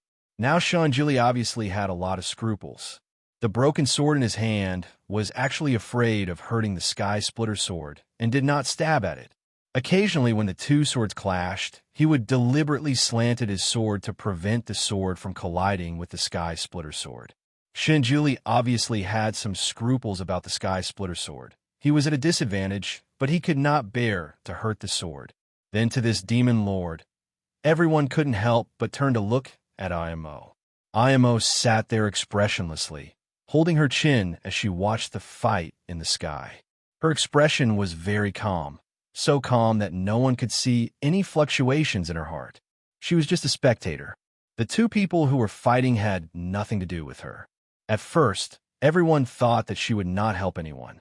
But now, it seemed that she still had some feelings for Yi Tianli and was still willing to marry him. As for Julie, she should be repulsed, right? She didn't want him to win. Everyone faintly felt that there was something wrong between the Devil Lord and Julie. There seemed to be a lot of secrets to be uncovered, but no one could dig them out at the moment. They could only wait and see. As for the Celestial Arch, his expression changed the moment the Heavenly Tao sword automatically returned to Julie. However, he was a profound figure who didn't express his emotions with words. Even the subjects of the immortal dimension around him couldn't figure out exactly what he was thinking at this moment. He was also watching the battle in the sky. He watched as Julie was forced to retreat by the Sky Splitter Sword. He watched as he gradually fell into a disadvantageous position. Yi Tianli's eyes showed excitement. It was finally time for him to vent his anger. This person made a fool of him just now. He definitely couldn't let him off. At this time, taking the opportunity to kill him with his sword was also a good idea. That way, he could eliminate all future troubles. Chapter 16:22. Moreover, if he used this sword to kill his opponent, the people below could not say anything. After all, this sword had its own will. He could just say that he could not control it. Seeing that the Sky Splitter Sword was attacking Julie to the point that he could not fight back, Yi Tianli leaped up and floated 30 feet forward. He wanted to add more strength to the Sky Splitter Sword to kill Julie. And a sudden change happened at this moment. Julie, who was originally suppressed by the Sky Splitter Sword and had no power to fight back, flashed like lightning. He directly bypassed the attack of the Sky Splitter Sword and slashed at Yi Tianli's wrist with his black iron sword. No one could describe how fast Julie's movements were at this moment, and no one could describe how amazing his sword was. By the time Yi Tianli reacted, his opponent's sword had already pierced his wrist meridian. Yi Tianli's wrist shook violently, and his telekinesis was instantly sealed. He could not move as if his acupoints were sealed. At the same time, the Sky Splitter Sword turned around and attacked Julie from behind. With a soft sound, the Sky Splitter Sword pierced through Julie's protective wizardry barrier. The sharp edge of the sword pierced through his clothes, and blood oozed out from the wound. It was bright red like pearls. The sword trembled slightly, as if it wanted to stab in, but it did not have the strength to continue. Suddenly, with a buzzing sound, it flew down and disappeared into Amo's sleeve. Julie did not care about the Sky Splitter Sword behind him. He pointed the tip of the sword at Yi Tianli's forehead. "You lost." With just 3 words, he announced the result. No one had any objections to this result. Naturally, the higher-ups of the 6 realms who were watching the battle below did not have any objections. This round ended with Julie's victory. Julie stepped on the high platform again. His eyes fell on Imo, and there was a complicated look in his eyes. Imo looked at him with a smile. Her smile was sweet, but her eyes were cold. She said 2 words, "Congratulations." "Thank you." Julie also replied to her with 2 words. His eyes fell on the enchantment behind her. and his voice was as calm as water. Can you let him out now? Imo tilted his head and looked at him. Is he really your son? Shun Julie looked at her and said, He's also your son. Yes, that's right. He's also my son. Imo smiled. I personally delivered him. She waved her hand, and the layer of pink wizardry barrier disappeared, revealing Shun Ninma inside. Little brat, since you were quite obedient, I will let you go. She suddenly paused. Shun Ninma sat there. His big eyes were already red and swollen. He looked at her with a strange and distant gaze. It was as if he was no longer the child who had reached out his hands and desperately wanted to be held by her, desperately burrowing into her arms. After he appeared, he slowly stood up in the enchantment. His two small hands supported the edge of the enchantment as he looked at Shun Julie, who was standing not far away. Father, he called out, and then reached out his small hands. Father hug. Imo pursed her lips and glanced at the little one. Little brat, do you want your father or your mother? The little one looked at her, then looked at Shun Julie, and then looked at her again. His little face seemed to be in a dilemma. He murmured, Ninma wants both, then he pursed his lips. But mother doesn't want my father, and she still favors the outsider. Ninma wants my father. And Mocha did not speak. She just waved her hand again, and the enchantment that surrounded Shun Ninma finally shattered. Chapter 16:23. Shun Ninma immediately rushed out and rushed directly to Shun Julie. Father! The little one still had tears in his eyes, but he stubbornly stopped crying. Like a small cannonball, he rushed directly into Shun Julie's arms. Shun Julie carried him and looked at the child's red and swollen eyes. His fingers clenched in his sleeves, and finally, he looked at Imo. Imo looked at him with a smile. Shun Julie, do you still want to be engaged with me? Shun Julie finally looked at her face again. They looked at each other for a moment and smiled. Why not? Imo was speechless. She smiled leisurely. You should know that I don't have a good impression of you. Even if you win and I agree to this marriage according to the oath, I may not marry you. Shun Julie gently pressed his palm on his son's eyelids and said faintly, one step at a time. A faint white light appeared from his palm and hovered in front of his son's eyes. After a moment, he moved his hand away. Shun Ninma's red and swollen eyes finally disappeared, and his big eyes returned to normal. Ninma, I remember you once said that when you were still in your mother's stomach, your mother taught you that a man should bleed and not cry. Have you forgotten it so quickly? Shun Ninma pursed his lips, and his face was a little red. He also felt that it was embarrassing to cry so miserably. Father, I am wrong. He snuggled his big head on Shun Julie's chest and rubbed it. Father, I miss you. Shun Julie raised his hand and rubbed his head. He nodded and did not say anything else. Since the little guy was born, it was the first time Shun Julie carried him. Although he was only a few days old, his size was like a 1-year-old child. He was pink and soft like a little glutinous rice bun. When he was carried in his arms, he was heavy and chubby. A child's expression was very obvious, and Shun Ninma was no exception. When he was in the stone, he was very curious about how it felt to lie in his father's arms. Now he finally had a taste of it. His father's embrace was like a mountain, giving him an extremely safe feeling. Just now, he was worried sick in the enchantment. Now that he was in his father's arms, he was finally relieved. He didn't hold back and kissed his father's face. Shun Julie, his son was too enthusiastic. Imo watched the interaction between the father and son coldly from the side. It was a natural display of affection between father and son that could not be faked. Her eyes deepened slightly, and she was in a trance for a moment, but then her eyes became clear again, and she returned to her indifferent appearance. She smiled gently and said, Since you don't want to back down, then let's have another 2 rounds. At this moment, Yi Tianli also landed on the ground. He looked a little down, but he was still an elegant gentleman. He cupped his hands towards Imo. Imo, thank you for the sword. Imo smiled lazily. You're welcome. Let's prepare for the second round. Yi Tianli had already thought it through. Through the previous round of battle, Shun Juli's psyche power was obviously unfathomable.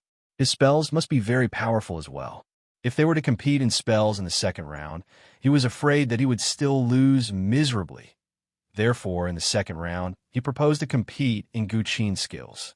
His Guqin skills were famous in the six realms. He once attracted countless birds to dance. He was the famous Guqin master in the six realms. When he proposed this, Shun Juli looked at him strangely. Are you sure you want to compete in Guqin skills? This is just a casual skill. No matter how strong it is, it can't be considered as a strong skill. Chapter 16:24. He felt that if they were to compete in zither skills, he would definitely win. When he proposed this, Shun Juli looked at him strangely. Are you sure you want to compete in zither skills? This skill is just a leisure skill. No matter how strong it is, it can't be considered a strong skill. Yi Tianli heard that he seemed to be rejecting the idea and thought that he was not good at it. He immediately said, how can you be the husband of the Devil Lord by just fighting and killing? You also need to be good at both the pen and the sword. The Devil Lord also likes to listen to the zither. Only after marriage can the zither and zither be in harmony. According to what you said, the second round of the zither competition. Yes, zither skills. After this round, you can choose the content of the third round. Yi Tianli expressed his generosity. Shun Juli said faintly, I don't need to choose anymore. 2 out of 3 rounds. After this round, Yi Tianli could only be eliminated. There was no need for a third round. Thus, the second round of the competition began. The audience was cheering. Venerable Ye's music was not always heard. Listening to his music was a pleasure. He was definitely at the level of a master. If this was in modern times, he would be the Prince of Piano, Richard Clayderman. There are also people who were secretly worried for Shun Juli and looked at him with pity. They only hoped that he would choose what he was best at in the third round and turn the tables. The zither table, a zither stool, and a man in a purple robe playing the zither. When the sound of the zither rang, the whole square quieted down. People closed their eyes and listened to the sound of nature. Their mood rose and fell with the sound of the zither. The sound of the zither reverberated through the heavens and the earth. Birds flew over one after another from afar. There were red, white, flowery, gray, blue, and a myriad of colors, circling around the square. When the zither was played halfway, there were already hundreds of birds in the sky. They danced in the air with the music. It was very beautiful. When the song ended, the birds were still circling in the sky. They could not bear to leave. Yi Tianli plucked the last note and floated up. He glanced at Shun Juli. Shun Juli was sitting on the side, with Shun Nianma on his lap. One of his palms was pressed on Shun Nianma's back, as if he was giving him a massage. His fingertips were glowing with a faint white light from time to time.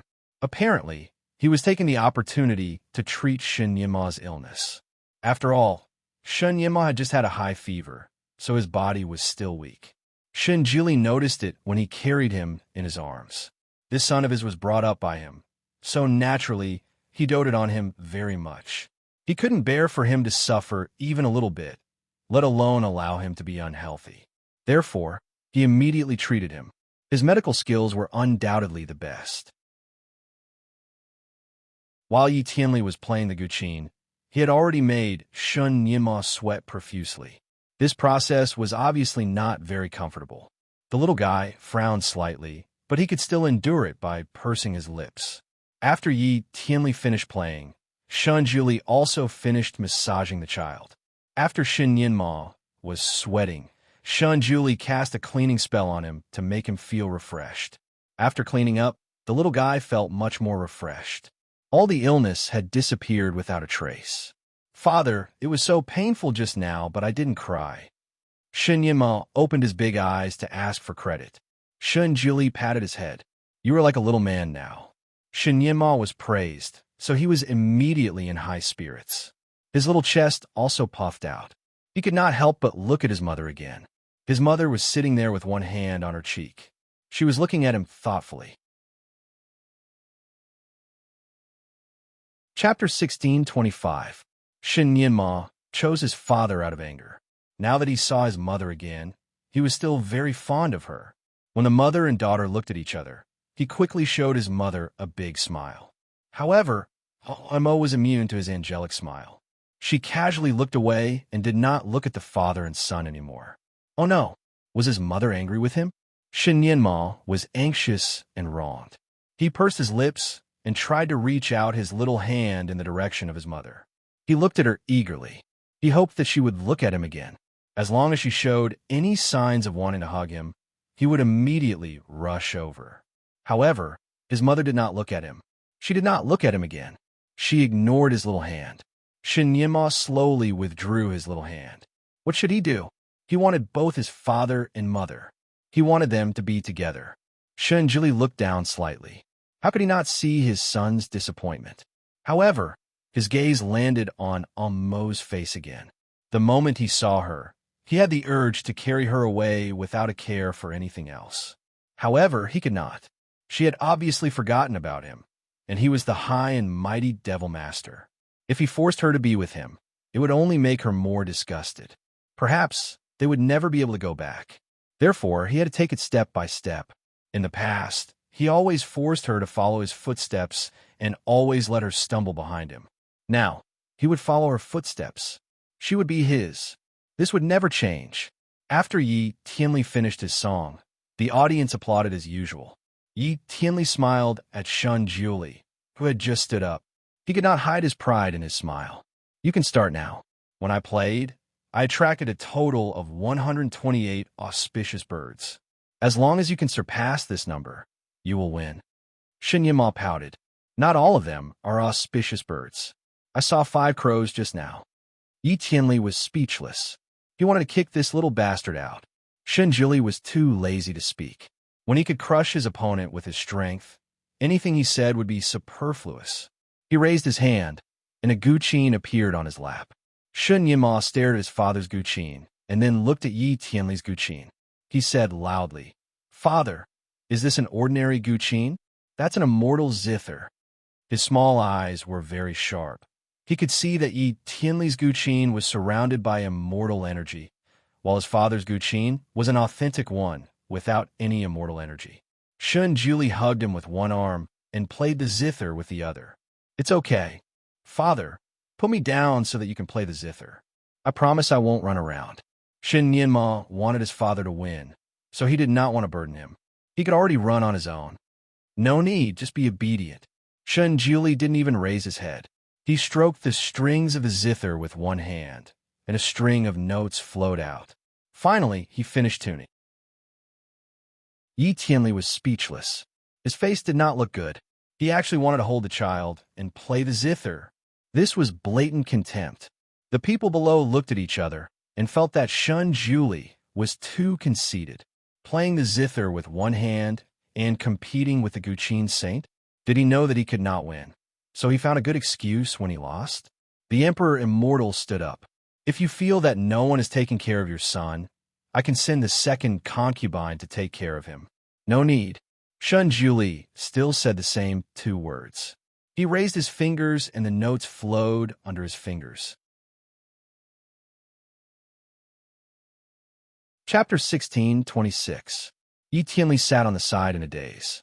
He stared blankly at the sky where a phoenix was leading a flock of birds to dance to the music. Regardless of the number or species of birds, there were too many to count. Not counting the dancing birds, there were at least a few thousand birds perched on top of the surrounding buildings. Everyone was so fascinated by the music that they had forgotten what day it was. When the music ended, the entire square fell into an unprecedented silence. Everyone was still in shock. The birds were obviously not satisfied. They quietly stopped at the corners of the pavilions and eaves. Pairs of small eyes were wide open as they looked at Shen Jili with anticipation. A moment later, there was a burst of thunderous applause. Countless pairs of eyes looked at Shen Jili with admiration. Their eyes were like fans who saw their idol. In this round, Shen Jili won by a landslide. There was no suspense at all. After all, Yi Tianli was a reverend in the celestial world. Since he agreed to the bet, he had to admit defeat.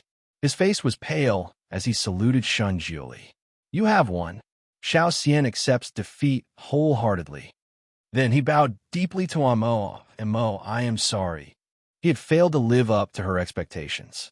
After he finished his sentence, he turned and disappeared. Shunjili looked at Mo and smiled. Devil Master, can I be your betrothed now? Mo rested her chin on her hand and looked at him. She smiled lazily. I do want to find the strongest person to get engaged with. However, there is a prerequisite. The person must be unmarried, and you. Her eyes fell on Shin Yinma. You even have a child. Obviously, you do not meet my requirements. Before Shun Juli could speak, Shin Yinma quickly interrupted. Yinma was born from stone. Mother, you personally delivered my birth, so you should still remember. As for father, father picked me up by accident. I was picked up by him, so father is unmarried. Shin Juli was speechless. Everyone was speechless. Yi Tianli had already proven that Shun Yinma was born from a rock. Therefore, no one could refute his claim. Everyone looked at Shun Juli to see what he would say. Shun Juli hugged his son and only said a few words. I swear in the name of the heavenly Tao that I am unmarried. As for this child, he's mine and also yours. He's ours. In this world, no one dared to lie under the name of the heavenly Tao. Once they lied, they would immediately be struck by lightning. The heavenly lightning would expose his lies, leaving him with nowhere to hide. Therefore, after Shun Juli said this, everyone looked at the clear sky and finally believed him. Shun Juli slowly walked over to Imo and extended his hand. Imo, can we get engaged now? Imo smiled and tilted his head to look at him. I still don't seem to have a good impression of you. Aren't you afraid that I'll kill you if I'm not happy? I'm not afraid. Even if you kill me, I'm willing to do so. Although you look cold, you're good at saying sweet things. I'm not saying sweet things. I'm just telling the truth. Imo finally stood up and smiled lazily. Well, since you have proven that you are the strongest person in this world, then I'll get engaged with you. She put her hand in his palm. He didn't know if it was because she was a demon, but although her hands were still small and soft, they were cold, as if they didn't have the warmth of a human. Chapter 16:27. Shinjuli's eyes darkened slightly. Looking at her smiling but emotionless eyes, he felt as if his heart had been stabbed again. He tightened his grip on her hand. His hand was hot, but his grip was unable to warm her fingertips. He held Nyima in one hand and held her hand with the other.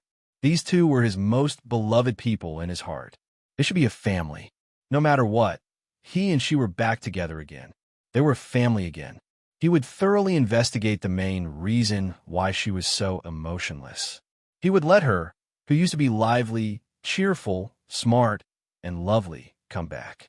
Although the people below had different thoughts, no one could stop the situation from developing to this point. The ceremonial officer walked over hesitantly. Devil Master, should we prepare a new Yin Hao cup? Shun Jili shook his head. No need. In fact, he had already prepared everything. Since he planned to snatch the marriage, he naturally prepared everything. Shin Yinma was afraid that he would delay his father's ceremony. He stretched out his little hand to Imo and revealed a big smile. Mother hug. Imo glanced at him. Didn't your father hug you? I like to be hugged by mother. The smile on Shin Yinma's little face was bigger and sweeter. However, his pair of big eyes were full of fear and uncertainty. He was afraid that his mother would reject him again. Imo did not know why her heart ached. Before she could think of what to do, she had already taken the little guy and held him in her arms.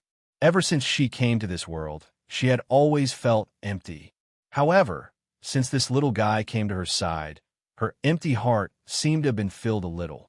Especially when she held his chubby little body, she actually felt a little satisfied. When the little guy chose to leave her, she actually felt disappointed and jealous. Of course, she did not show these feelings. She had been very indifferent.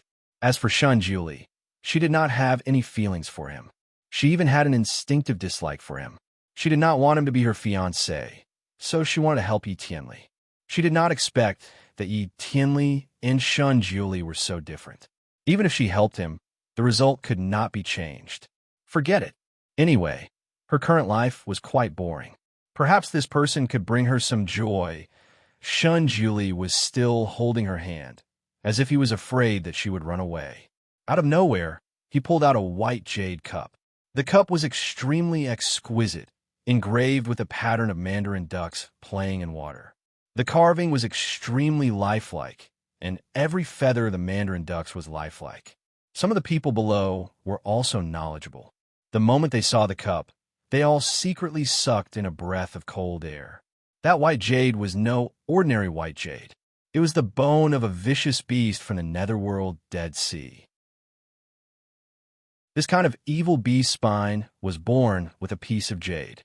Legend has it that if this kind of jade was used to carve a good cup, it would allow the male and female lead, who used this cup to worship the heavens and earth, to be together forever. However, this beast was an extremely ferocious beast. It could almost be called an ancient magical beast. It had boundless strength and boundless magical power. No one dared to provoke it. A single beast could destroy an entire army of the celestial realm. Moreover, these beasts liked to move around in groups, which made them even harder to capture. Even if it was Yi Tianli, he did not dare to provoke them. He did not expect this unknown Shunjuli to have obtained this kind of jade in advance. He even carved such an exquisite cup. Mo's gaze also fell on the cup. You came prepared. Chapter 1628. Shunjuli looked at her and said, "For you, I have always come prepared." This person was much more thick-skinned than Yi Tianli and seemed to be stronger than Yi Tianli. Mo tried to withdraw her hand. Take the rootless water. Usually, the ritual was performed with both hands. He could not do it with only one hand. The earlier the ritual was completed, the earlier she could rest. She was sleepy again. Shunjuli did not have the intention to let go of her hand. It will only be meaningful if we do it together. Mo was speechless. You can't do it, right? Then let the officiant do it. I won't help you with this. This is our own ritual. It will only be meaningful if we complete it ourselves. Come, hold the cup. I don't need your help. Just hold it. Shunjuli put the thin handle in her hand and let her hold it. Then, he held her hand from the outside. His big hand wrapped around her small hand. Both of their hands were held together. It looked very harmonious. Shin Yinmo reached out his little hand. Father, Mother, can I hold your hand as well? Mother, hold my hand. Father, hold my mother's hand. Shunjuli did not care about the boy's request. This was their engagement ceremony, not a family ceremony. Why would this boy want to join in the fun? He was also afraid that a long delay might lead to trouble. Ning Xiuma had turned into Mo, and her temperament had become unpredictable, making it hard for people to grasp. If by any chance she became impatient, then the engagement ceremony would definitely be unable to proceed. Therefore, he immediately performed the ritual. He did not do a lot of complicated spells like Yi Tianli. He only pinched a spell with his fingers and pointed to the sky. The rain clouds in the sky instantly condensed and formed a small area above Shunjuli's head. A moment later, raindrops the size of a copper coin formed a straight line in the sky and directly poured into the white jade cup. With the addition of the rootless water, the mandarin ducks carved on the cup seemed to come alive. Under the sunlight, they seemed to swim in the water. In the blink of an eye, the cup was filled. It was just the right amount. Not a drop more, not a drop less. The rain and clouds in the sky had also dispersed, and not a single extra drop of water was left behind. The feelings of the spectators below could only be expressed with one word. Holy shit. Indeed, comparing oneself to others would only make one angry. Shunjuli, who had appeared out of nowhere, was a freak of nature. No matter how dignified the female immortals were, they couldn't help but cheer. This included the two arrogant concubines of the Celestial Emperor. Their hands were almost swollen when the wine in the cup containing Shunjuli and Mo's blood beads turned into rain and fell from the sky. The entire square resounded with thunderous applause. The engagement ceremony was finally completed. Mo yawned. All right, from now on, you're my fiancé. I'm tired, so please take care of the guests. I'm going to rest. She turned to leave. Shunjili pulled her back with a little force. Wait, there's still a ceremony that hasn't been completed. Imo raised her eyebrows. What ceremony? Shunjili stared at her. Those deep blue eyes seemed to be rolling with waves. He smiled slightly and said in a low but clear voice, Where we come from, we still have to kiss each other before we get engaged. He spoke very quickly. Before she could react, he took the opportunity to pull her into his arms and lowered his head to kiss her lips. It was soft and tender, like crystal tofu. There was even a very light, milky fragrance. Chapter 16:29. Shunjili suddenly opened his eyes and saw Shun Yinma's beautiful big eyes right in front of him. It turned out that at the most critical moment, Mo used Shun Yinma in his arms as a shield. Therefore, Shunjili kissed his son's little mouth. Shunjili was speechless. Shun Yinma still did not know that his first kiss had been taken away by his father. He only knew that he liked it when his parents kissed him. It made him feel pampered, so he generously kissed Shunjili on the cheek as a return gift. Shunjili was speechless. Just like that, the engagement ceremony came to a perfect end. Imo did not like to socialize, so he left early with the child. Shunjili had just become the fiancé of the Devil Master, so he could be considered as half the owner of the Mo Palace. On such an occasion, he should be smooth and slick in socializing. However, Shunjili had always been used to doing things his own way. If he did not want to do something, no one could force him to do it. Moreover, no matter where he went, he was used to being the leader. This time, in order to make the engagement ceremony a complete success, he stayed to drink a few glasses of wine with the guests. If it were someone else, they would have to be humble on this day and go to every table to toast. However, Shunjili did not do that. He just picked up a glass of wine on the high platform and swept his gaze across the crowd. Some of the noisy square quieted down. He had a kind of temperament, the temperament of a person who had been in the top position for a long time. This kind of temperament made the leaders of the 6 realms feel a kind of pressure. Although they were dissatisfied that he did not come down to toast, they could not say it out loud. Shunjili stood on the stage and toasted a few glasses of wine. He did not say much, but every sentence was on the point. In short, there was only one meaning. He, Shunjili, was now the Devil Lord's husband, so he would advance and retreat with her. They were husband and wife, and he would protect her at all costs. His words made the people of the immortal realm shed tears in their hearts. Immortals and demons were at odds with each other, and because the immortal realm didn't have enough backbone to oppose the demon realm, they succumbed to the demon master's despotic power. One super demon master was enough of a headache for them, and now she had a super awesome husband. Then how could the immortal world still have a chance to turn things around? Wouldn't that mean he would forever be under the devil's rule? As for the other realms, they were actually anxious in their hearts. The combination of Shunjili and the Devil Lord was simply invincible. In the future, the people of the Devil Realm would most likely be able to do whatever they wanted. No one would dare to provoke them. They would truly be the dominant force, of course. The people of the Devil World were still cheering thunderously. Each of them puffed out their chests and folded their bellies as they looked at the people of the other realms.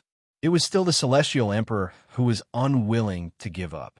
He asked, I heard that the heavenly Tao sword was once an ancient divine artifact, and it might even be the old artifact of that annihilated god.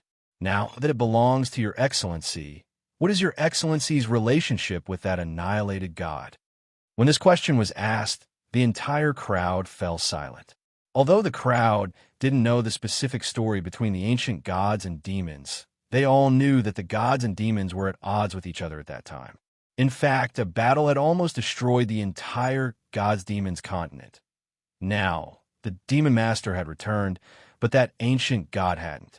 And Shunjili had appeared so suddenly and subdued the heavenly Tao sword.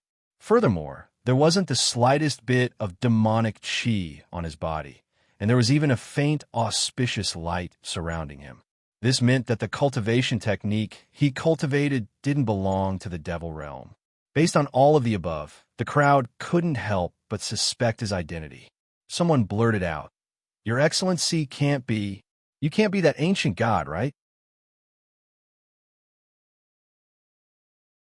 Chapter 16:30. Shun Jiuli's gaze fell upon the celestial arch. His gaze was as calm as still water, but the celestial arch felt as if he'd been doused with cold water from head to toe. I don't know who the god you're talking about is, but please remember that I'm Shun Jiuli, not anyone else. I won't be anyone else. The celestial arch, everyone else. The celestial arch originally wanted to recruit him to fight against the demonic realm. But now, he had to put that thought aside for the time being. As for the people from the other realms, they were secretly relieved. If that ancient god really did return, the gods and demons would not coexist. Just like how there were positive and negative poles in the sky, the two sides would fight sooner or later, and the demonic realm would suffer again. Two tigers could not live on one mountain, so it was enough for one world to only have one lord. Furthermore, this lord did not care much and did not have much ambition. The people of the six realms felt that this was good and did not want to change the situation. Thus, the engagement banquet came to a successful end. After this engagement banquet, Shanjioli's name instantly spread to every corner of the world. Almost everyone knew that he was the fiancé of the current demon lord. His spells and sword skills were unfathomable, and even his guqin skills were amazing. His playing of the guqin had once attracted a phoenix to dance and thousands of birds to circle around him. Furthermore, he was playing the guqin with one hand while holding a child in the other. No one could imagine what would happen if he focused on playing with both hands. Those who were present at that time were lucky enough to witness this scene. Countless people went back and talked about the battle between the most powerful beings. Those who talked about it were proud, and those who listened were moved. Especially the young girls who were present, they became the envy of all the young girls in the six realms because they witnessed it with their own eyes on this continent. Yi Qianli was originally the dream lover of all the young girls. Ever since the engagement banquet, Shun Jiuli's popularity had surpassed Yi Tianli's.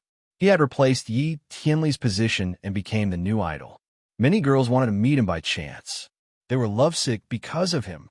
Of course, Demon Lord Amo's cold and strange temperament and supreme status also attracted the hearts of countless young men.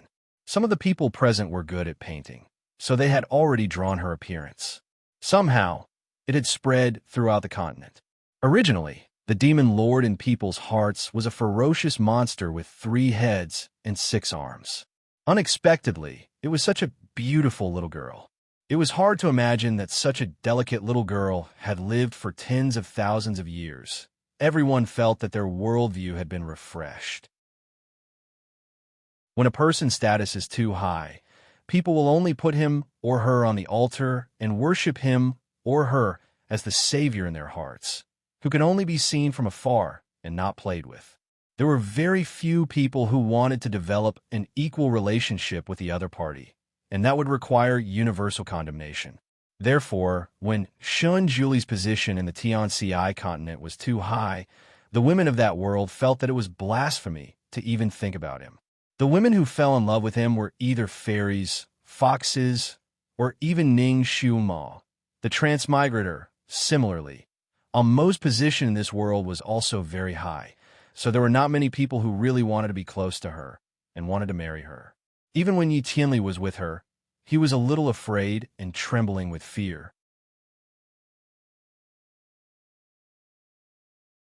Chapter 16:31. Even when Yi Tianli was with her, he was a little fearful.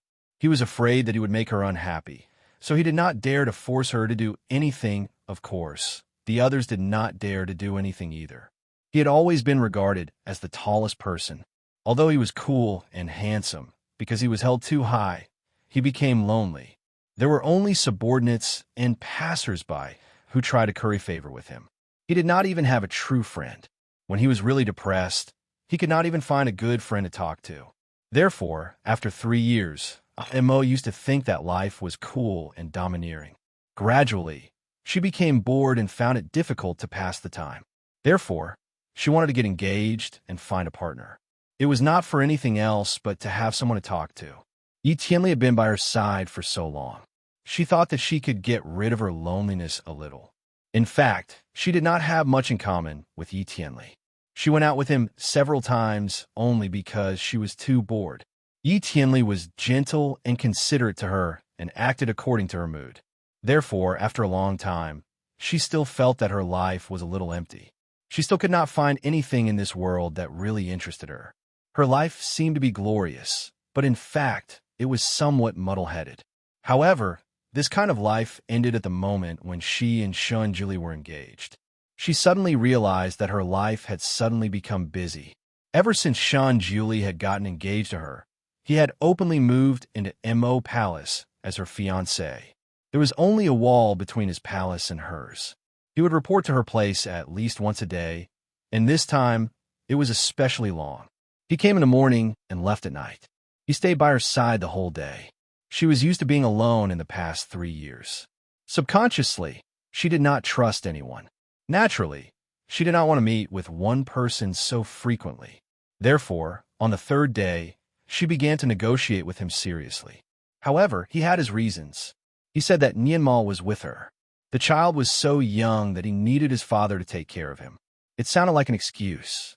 Therefore, Amo turned around and threw the little boy who had been pestering her to sleep to him so that he could take care of him all day long. However, the little boy hugged her leg and did not want to let go.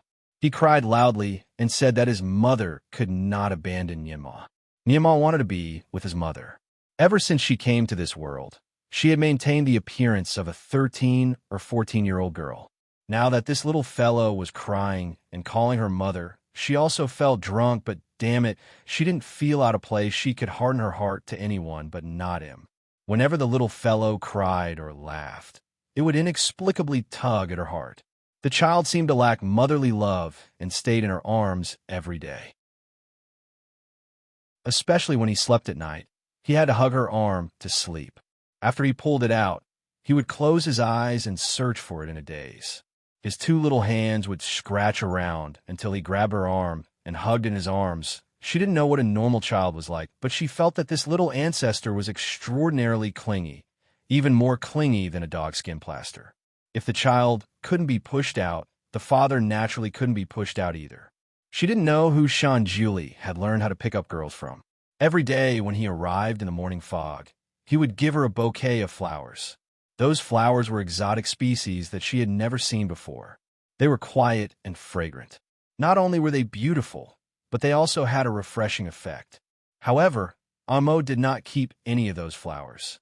The moment he sent them to her, she would throw them out or throw them out in front of him.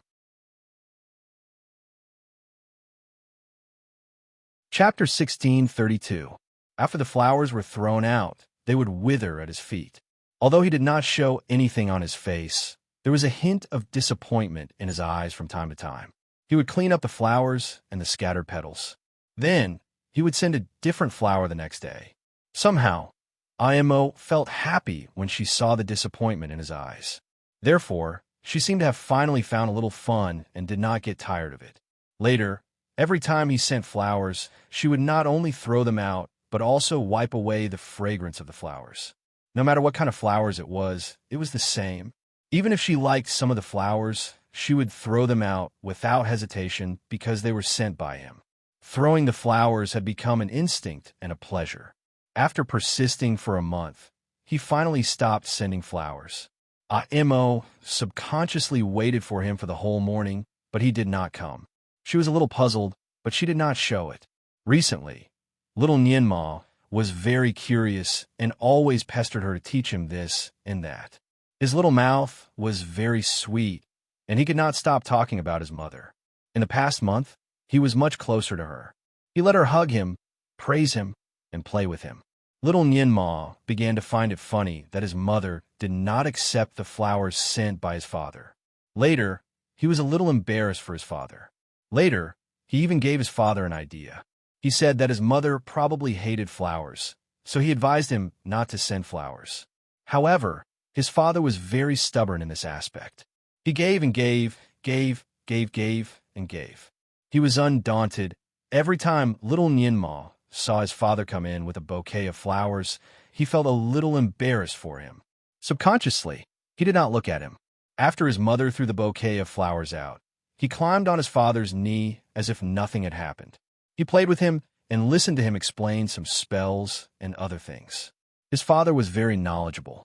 No matter how strange the questions little Nianma asked, he could always answer them. Little Nianma gained a lot of knowledge. Of course, he learned very quickly. In a short span of a month, even though he looked like a little bean, he was already able to use many spells that even immortals could not easily learn. Some things were most afraid of becoming a habit. Once it became a habit, it would be deeply ingrained.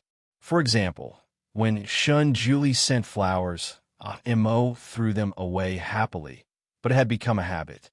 She was not used to him suddenly not sending flowers. Even little Nianma was not used to it. He stretched his neck and waited for his father's arrival. They waited for almost half the morning, but Shun Julie never showed up. It was not good for a child to be cooped up in the house all the time. Mo would take little Nianma out for a walk every day.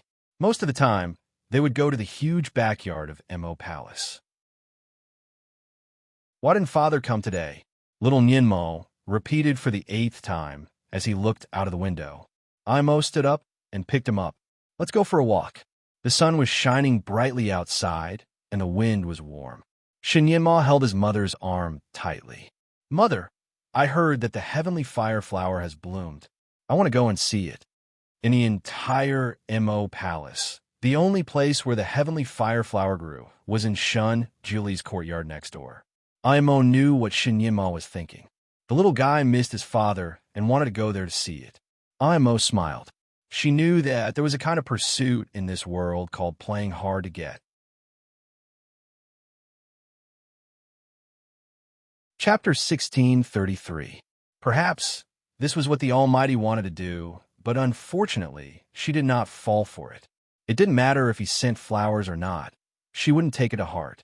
She patted Shun Nianma's head and said, "Do you want to see the heavenly fire flowers? Let's go. Mother will take you somewhere else."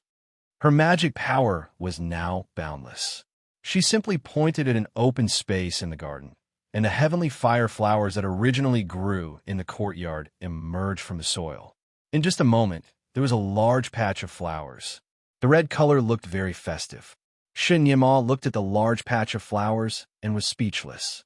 After a long time, he finally said, "Mother, I heard that this flower was planted in his courtyard by father. It is so red. I didn't know that father likes this kind of red color." He stared at Mo with his big eyes and said, "It is as red as mother's clothes." Mo looked at the clusters of heavenly fire flowers. Each of them was slim and elegant. When the breeze blew, they looked like dancing beauties. These flowers were teleported by her. In other words, these flowers were still Shun Julie's flowers. She did not change them. She put Shun Nianma in front of the flowers and said, "Good boy. Don't you want to see them? Then take a good look." Shun Nianma could only stand there and admire. His eyes were looking at the flowers, but he was still thinking of a way to trick his mother to go to his father's courtyard. He looked at them and suddenly shouted, "Mother, why are these flowers withered?" Mo looked at them and saw that the flowers had indeed begun to wither. The petals drooped as if they were not acclimatized to the environment. Some of the petals had already begun to wither. Mo frowned slightly. She had made the soil and water of this open space exactly the same as the courtyard. Why were these flowers dying? She did not know much about flowers and plants. After a while, she still could not figure out the reason. She was wondering if she should move these flowers back. Suddenly, a voice came from behind her. "What are you doing, father?" Shun Nianma cheered and rushed toward the voice. Mo also slowly turned around and looked at Shun Julie, who had appeared behind her. Her voice was indifferent. "Your son wants to see the heavenly fire flowers, so I made them for him to see." Shun Julie's face was slightly pale. "You could take him to my courtyard to see." This was the first time in a month that he had spoken to her in such a heavy tone. Mo tilted his head and smiled. "I'm too lazy to go." Shun Julie looked down at her and said, "My courtyard is only one door away from yours. I'm as uninterested in your courtyard as I am in you." Mo was still smiling, but his words were poisonous. Shun Julie's face turned even paler. He pursed his thin lips and didn't say anything more. Instead, he turned around to look at the heavenly sparks. In less than an hour, more than half of the heavenly fire flowers had withered, leaving only half of their stamens. His fingers landed on the heavenly fire flowers, and his fingertips curled up slightly. It was clear that he was going to use a teleportation technique to teleport these flowers to his own courtyard. A faint light flashed in Mo's eyes as he suddenly waved his sleeve. A faint red light was emitted from her sleeve and directly turned into a hurricane that swept past the heavenly fire flowers. Then, all the heavenly fire flowers fell to the ground as if they had been burned by a fire. They were charred black and could no longer be seen. Shunjili turned around abruptly. He was obviously angry. The wind from his sleeves made Mo's fiery red robe flutter in the wind. Mo raised her head to look at him, a glint flashing through her beautiful eyes. She looked at him fearlessly. What? Are you angry? Can't stand me anymore? If you can't stand it, you can choose to cancel the marriage. Chapter 1634. Shunjili looked at her, and Mo looked back at him. Although she was short, her aura was strong, and there was a faint dark aura around her. Shunjili slowly lowered his sleeves and said clearly, "No, I will not cancel the engagement." Mo's eyes flickered slightly, and she sneered, "Why? Are you reluctant to give up the position of the Devil Lord's husband?" Shunjuli's eyes were as calm as water. "I am just reluctant to give up the position of Mo's husband." He turned to look at the heavenly fire flowers as if he wanted to see if there was any hope to save them. Mo was speechless. She had an illusion that she had punched a pile of cotton. She was inexplicably anxious. No matter how she provoked this person, he did not lose his temper at her. He was so strong that she could not reject him. Unlike Yi Tianli would disappear for 2 days if she looked a little unwell. Shunjili searched the pile of withered flowers for a long time and finally found a fish that had escaped the net. He carefully held it up. Mo clenched her fists in her sleeves. She did not understand why he treasured such a flower. However, since he liked it, she wanted to destroy it. She wanted to provoke him so that he would take the initiative to cancel the engagement. That way, she would not be considered as breaking her promise. She raised her finger and threw a fireball. She wanted to burn the only surviving seedling in Shunjuli's hand. Unexpectedly, Shunjuli was prepared this time. The heavenly fire flower in his palm disappeared instantly. Mo's fireball hit him, and his body swayed slightly. However, he stood still as if nothing had happened. He looked at her and said, "You guys go ahead." He turned and disappeared. Mo lowered her sleeves and suddenly felt a little dispirited. She looked down and saw Shun Yinma looking at her with his round eyes. She touched his little head and asked, "Little boy, where do you want to go?" "Mother, please don't bully father, okay?" Shin Yinma pulled her dress. "Father is so pitiful. He is bleeding." "Bleeding?" Mo frowned slightly. She did not see him bleeding. Perhaps she just glanced at him. She didn't even see his face clearly. However, this person was too abominable. If he was seriously injured, with his martial arts, he would be able to heal him easily. Why did she have to bleed for the child to see? The trick of injuring oneself to gain the enemy's sympathy. Nianma was still young, so she did not want to explain too much to the child. She did not know why, but she did not want to expose the dark side of her to the child at such an early age. Therefore, she blinked her eyes and carried Shin Nianma in her arms. "He is injured. Shall we go and see him?" Shin Nianma's eyes lit up. This was the first time that his mother had mentioned visiting his father. He immediately hugged her neck, afraid that she would go back on her words. Okay, mother, let's go now." Just now, he saw that his father's face was very pale, and there seemed to be bloodstains on his back. Hermitage this was where Shunjuli was currently living. The courtyard was very clean. There were mountain rocks and a flower bed in the courtyard. However, the flowers in the flower bed had disappeared, leaving only a bare land. Although this courtyard was close to Mo's palace, it was obviously for the servants. The house was relatively small, and the courtyard was not big. When Shunjili first moved in, IMO had purposely pointed out a courtyard like this to him. She admitted that she wanted to humiliate him so that he would back out of the engagement.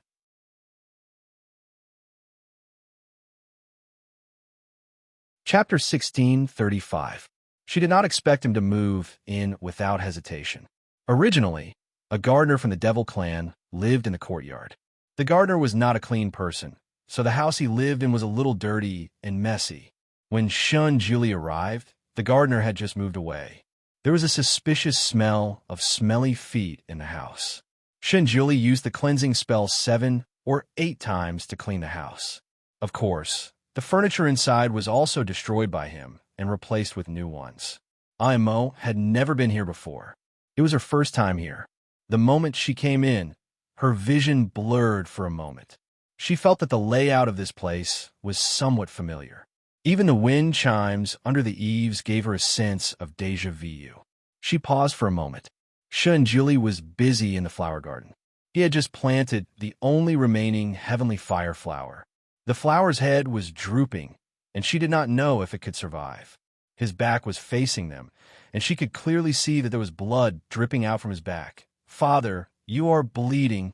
Shen Yinma jumped down from her arms and ran towards Shun Julie. Shun Julie suddenly turned around. When he saw them, he subconsciously stepped back and covered the flower. Shen Yinma directly rushed into his arms. "Father, why are you injured? Which bastard did this to you? Tell me, and I will avenge you." He leaned his head toward his back and reached out his little hand to touch it. Shen Julie pulled his little hand down and said casually, "It is just a superficial injury.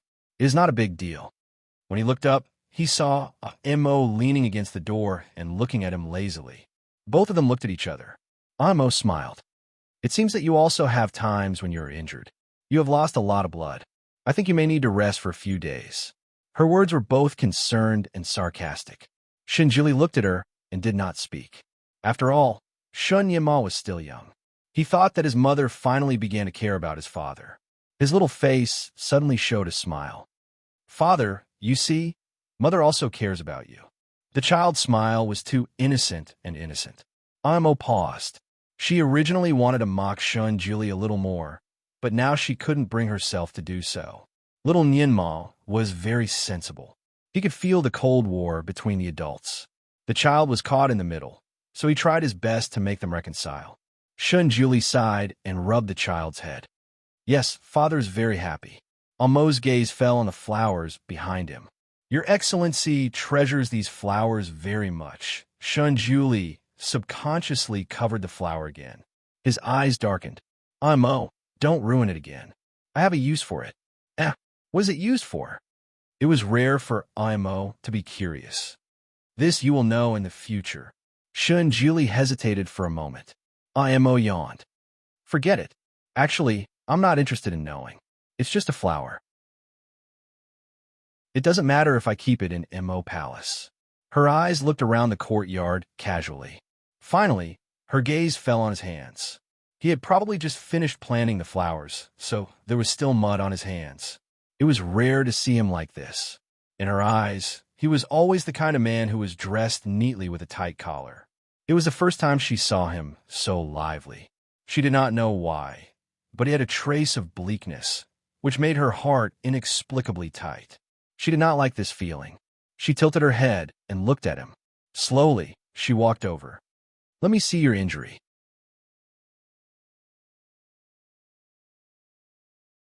Chapter 16:36.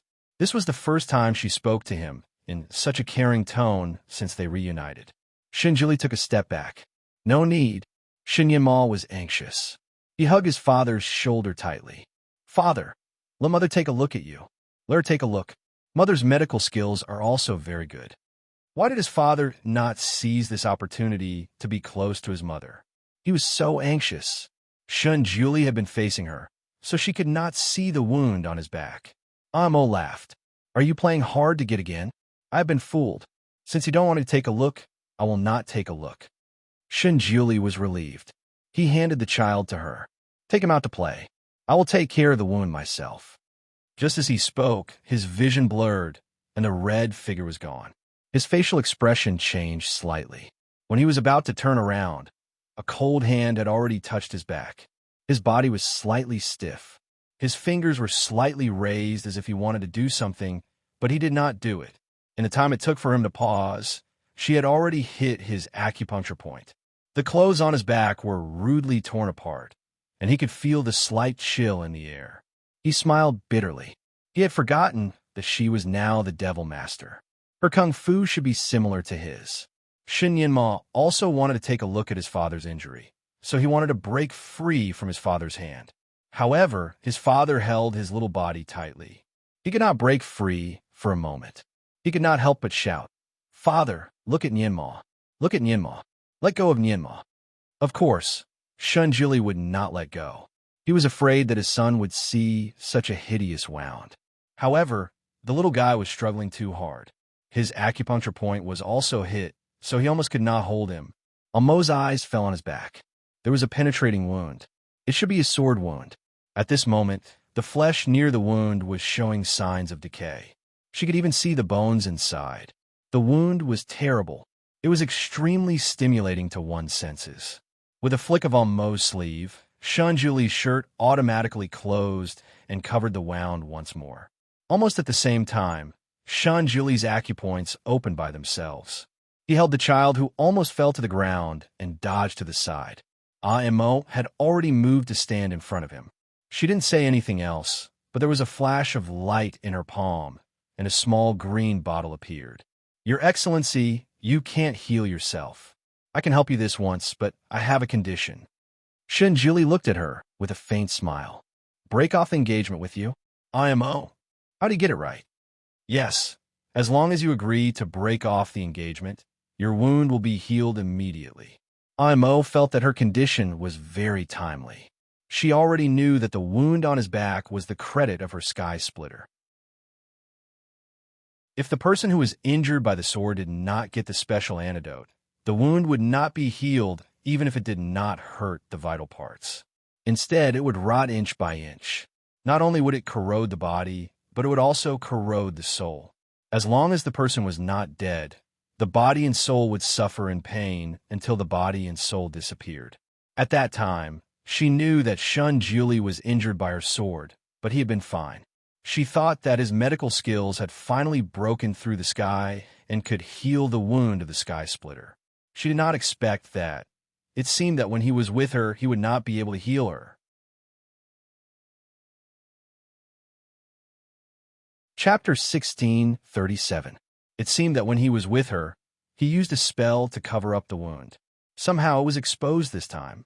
Perhaps this sword wound had finally corroded his strong soul and weakened it, so he could no longer hide it.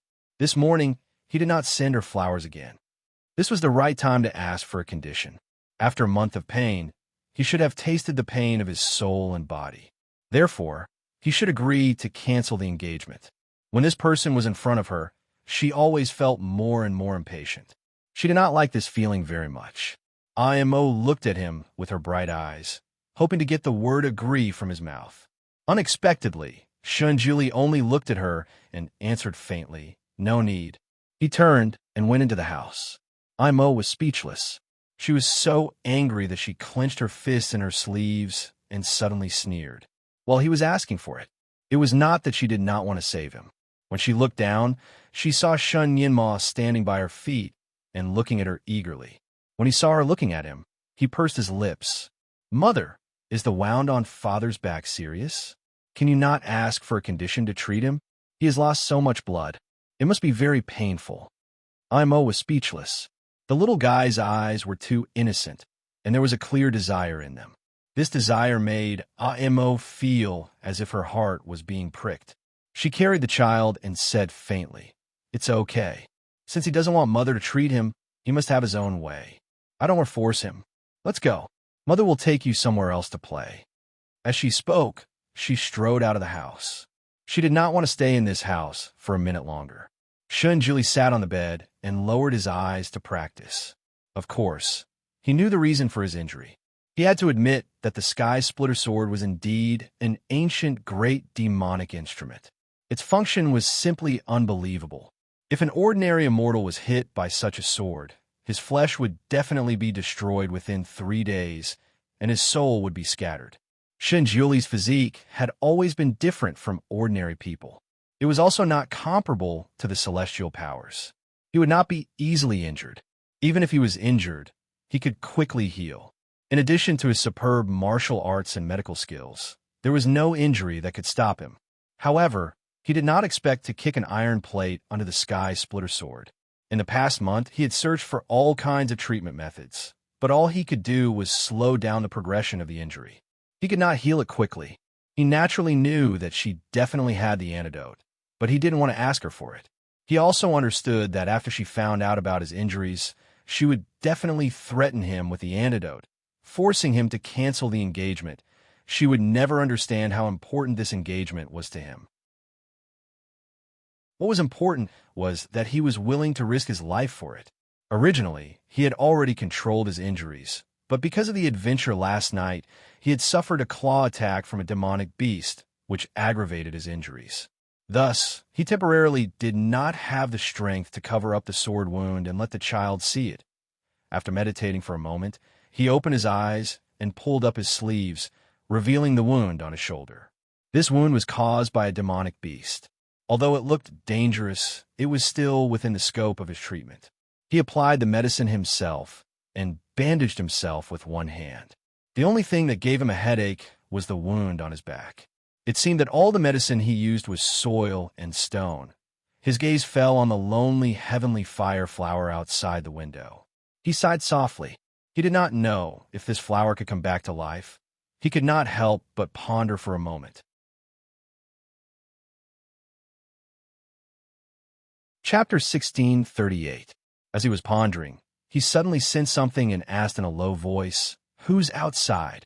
Someone had entered his courtyard. He put on his clothes and stood up. A delicate voice came from outside. "Master, I'm Xiangsao. I've been ordered to serve you." "No need, get out." He loved cleanliness. Other than those two people, he didn't want anyone else to step foot in here. "Young master, the Devil Lord said that since young master is a guest here, you must have someone to serve you." When he heard that young master was injured, the Devil Lord was even more worried, so he sent this servant to serve young master well. The owner of the voice had already walked to the door.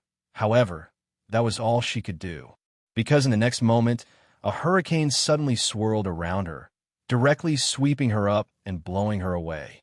With a bang, she slammed into a tree outside the courtyard, causing her to feel dizzy and almost spit out a mouthful of blood. "Xiangsao." She staggered and got up. She felt as if all the bones in her body had fallen apart. Every time she moved, they would make cracking sounds. This time, she didn't dare to act rashly. It turned out that this cold and delicate guest Kung Fu was so shocking. He didn't even show himself, but he had already sent her flying. If she went to provoke him again, she wouldn't have come out in such a state.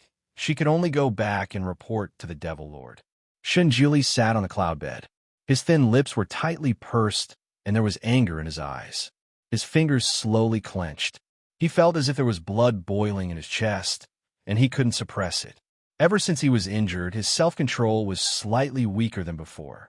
He was no longer as carefree as before. Now, he had an obsession, he had worries, he had fetters. Naturally, he also had anger when he was offended. She was really trying to challenge his limits.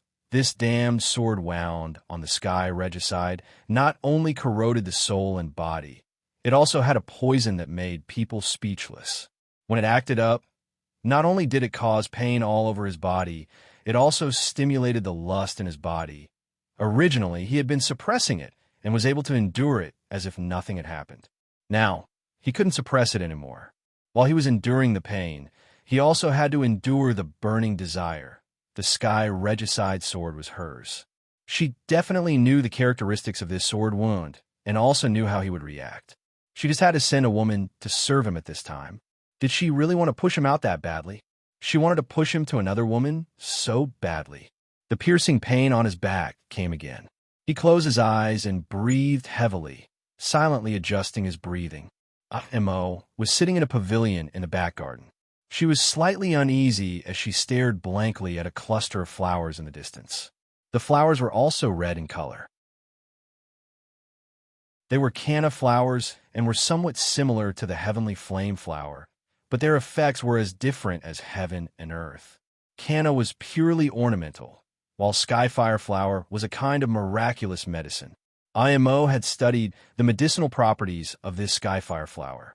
It had a hallucinogenic effect, similar to poppy, but its medicinal properties were 100 times stronger than poppy. Ever since she knew that the sword wound on Shun Julie's back hadn't healed, she had been thinking about the effects of the heavenly fire flower. But after thinking for a long time, she still couldn't think of any use for his injury. The heavenly fire flower was not among the ingredients used to concoct the antidote to the heaven-destroying sword. So why did he treasure it so much? What was he going to do with it? Mother, mother. Shin Yinma climbed onto her lap and waved his little hand in front of her eyes. Amo came back to his senses and realized that he seemed to have been lost in thought for a long time.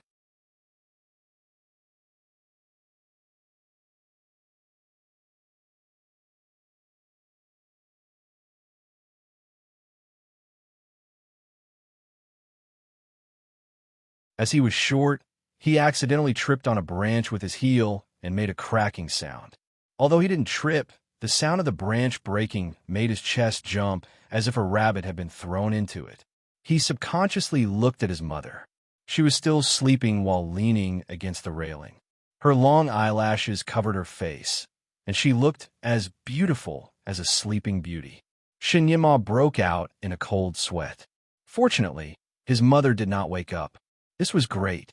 It seemed like even the heavens wanted him to succeed in saving his father. Shinyama did not dare to dawdle anymore. He turned around and ran. Although he was small, he ran quickly. In the blink of an eye, he had run out of the garden. Imo slowly opened his eyes and looked at the little figure that was running away. He slowly sat up, and the corners of his lips curled into a smile. You're tuning in to the Romance Rendezvous YouTube channel. We're so grateful for your support, and don't forget to subscribe to join us on this incredible journey through captivating stories. Your generosity through donations truly makes a world of difference, as it's the primary source of revenue that allows me to expand and enhance this channel for you. Thank you from the bottom of my heart for being a part of this adventure.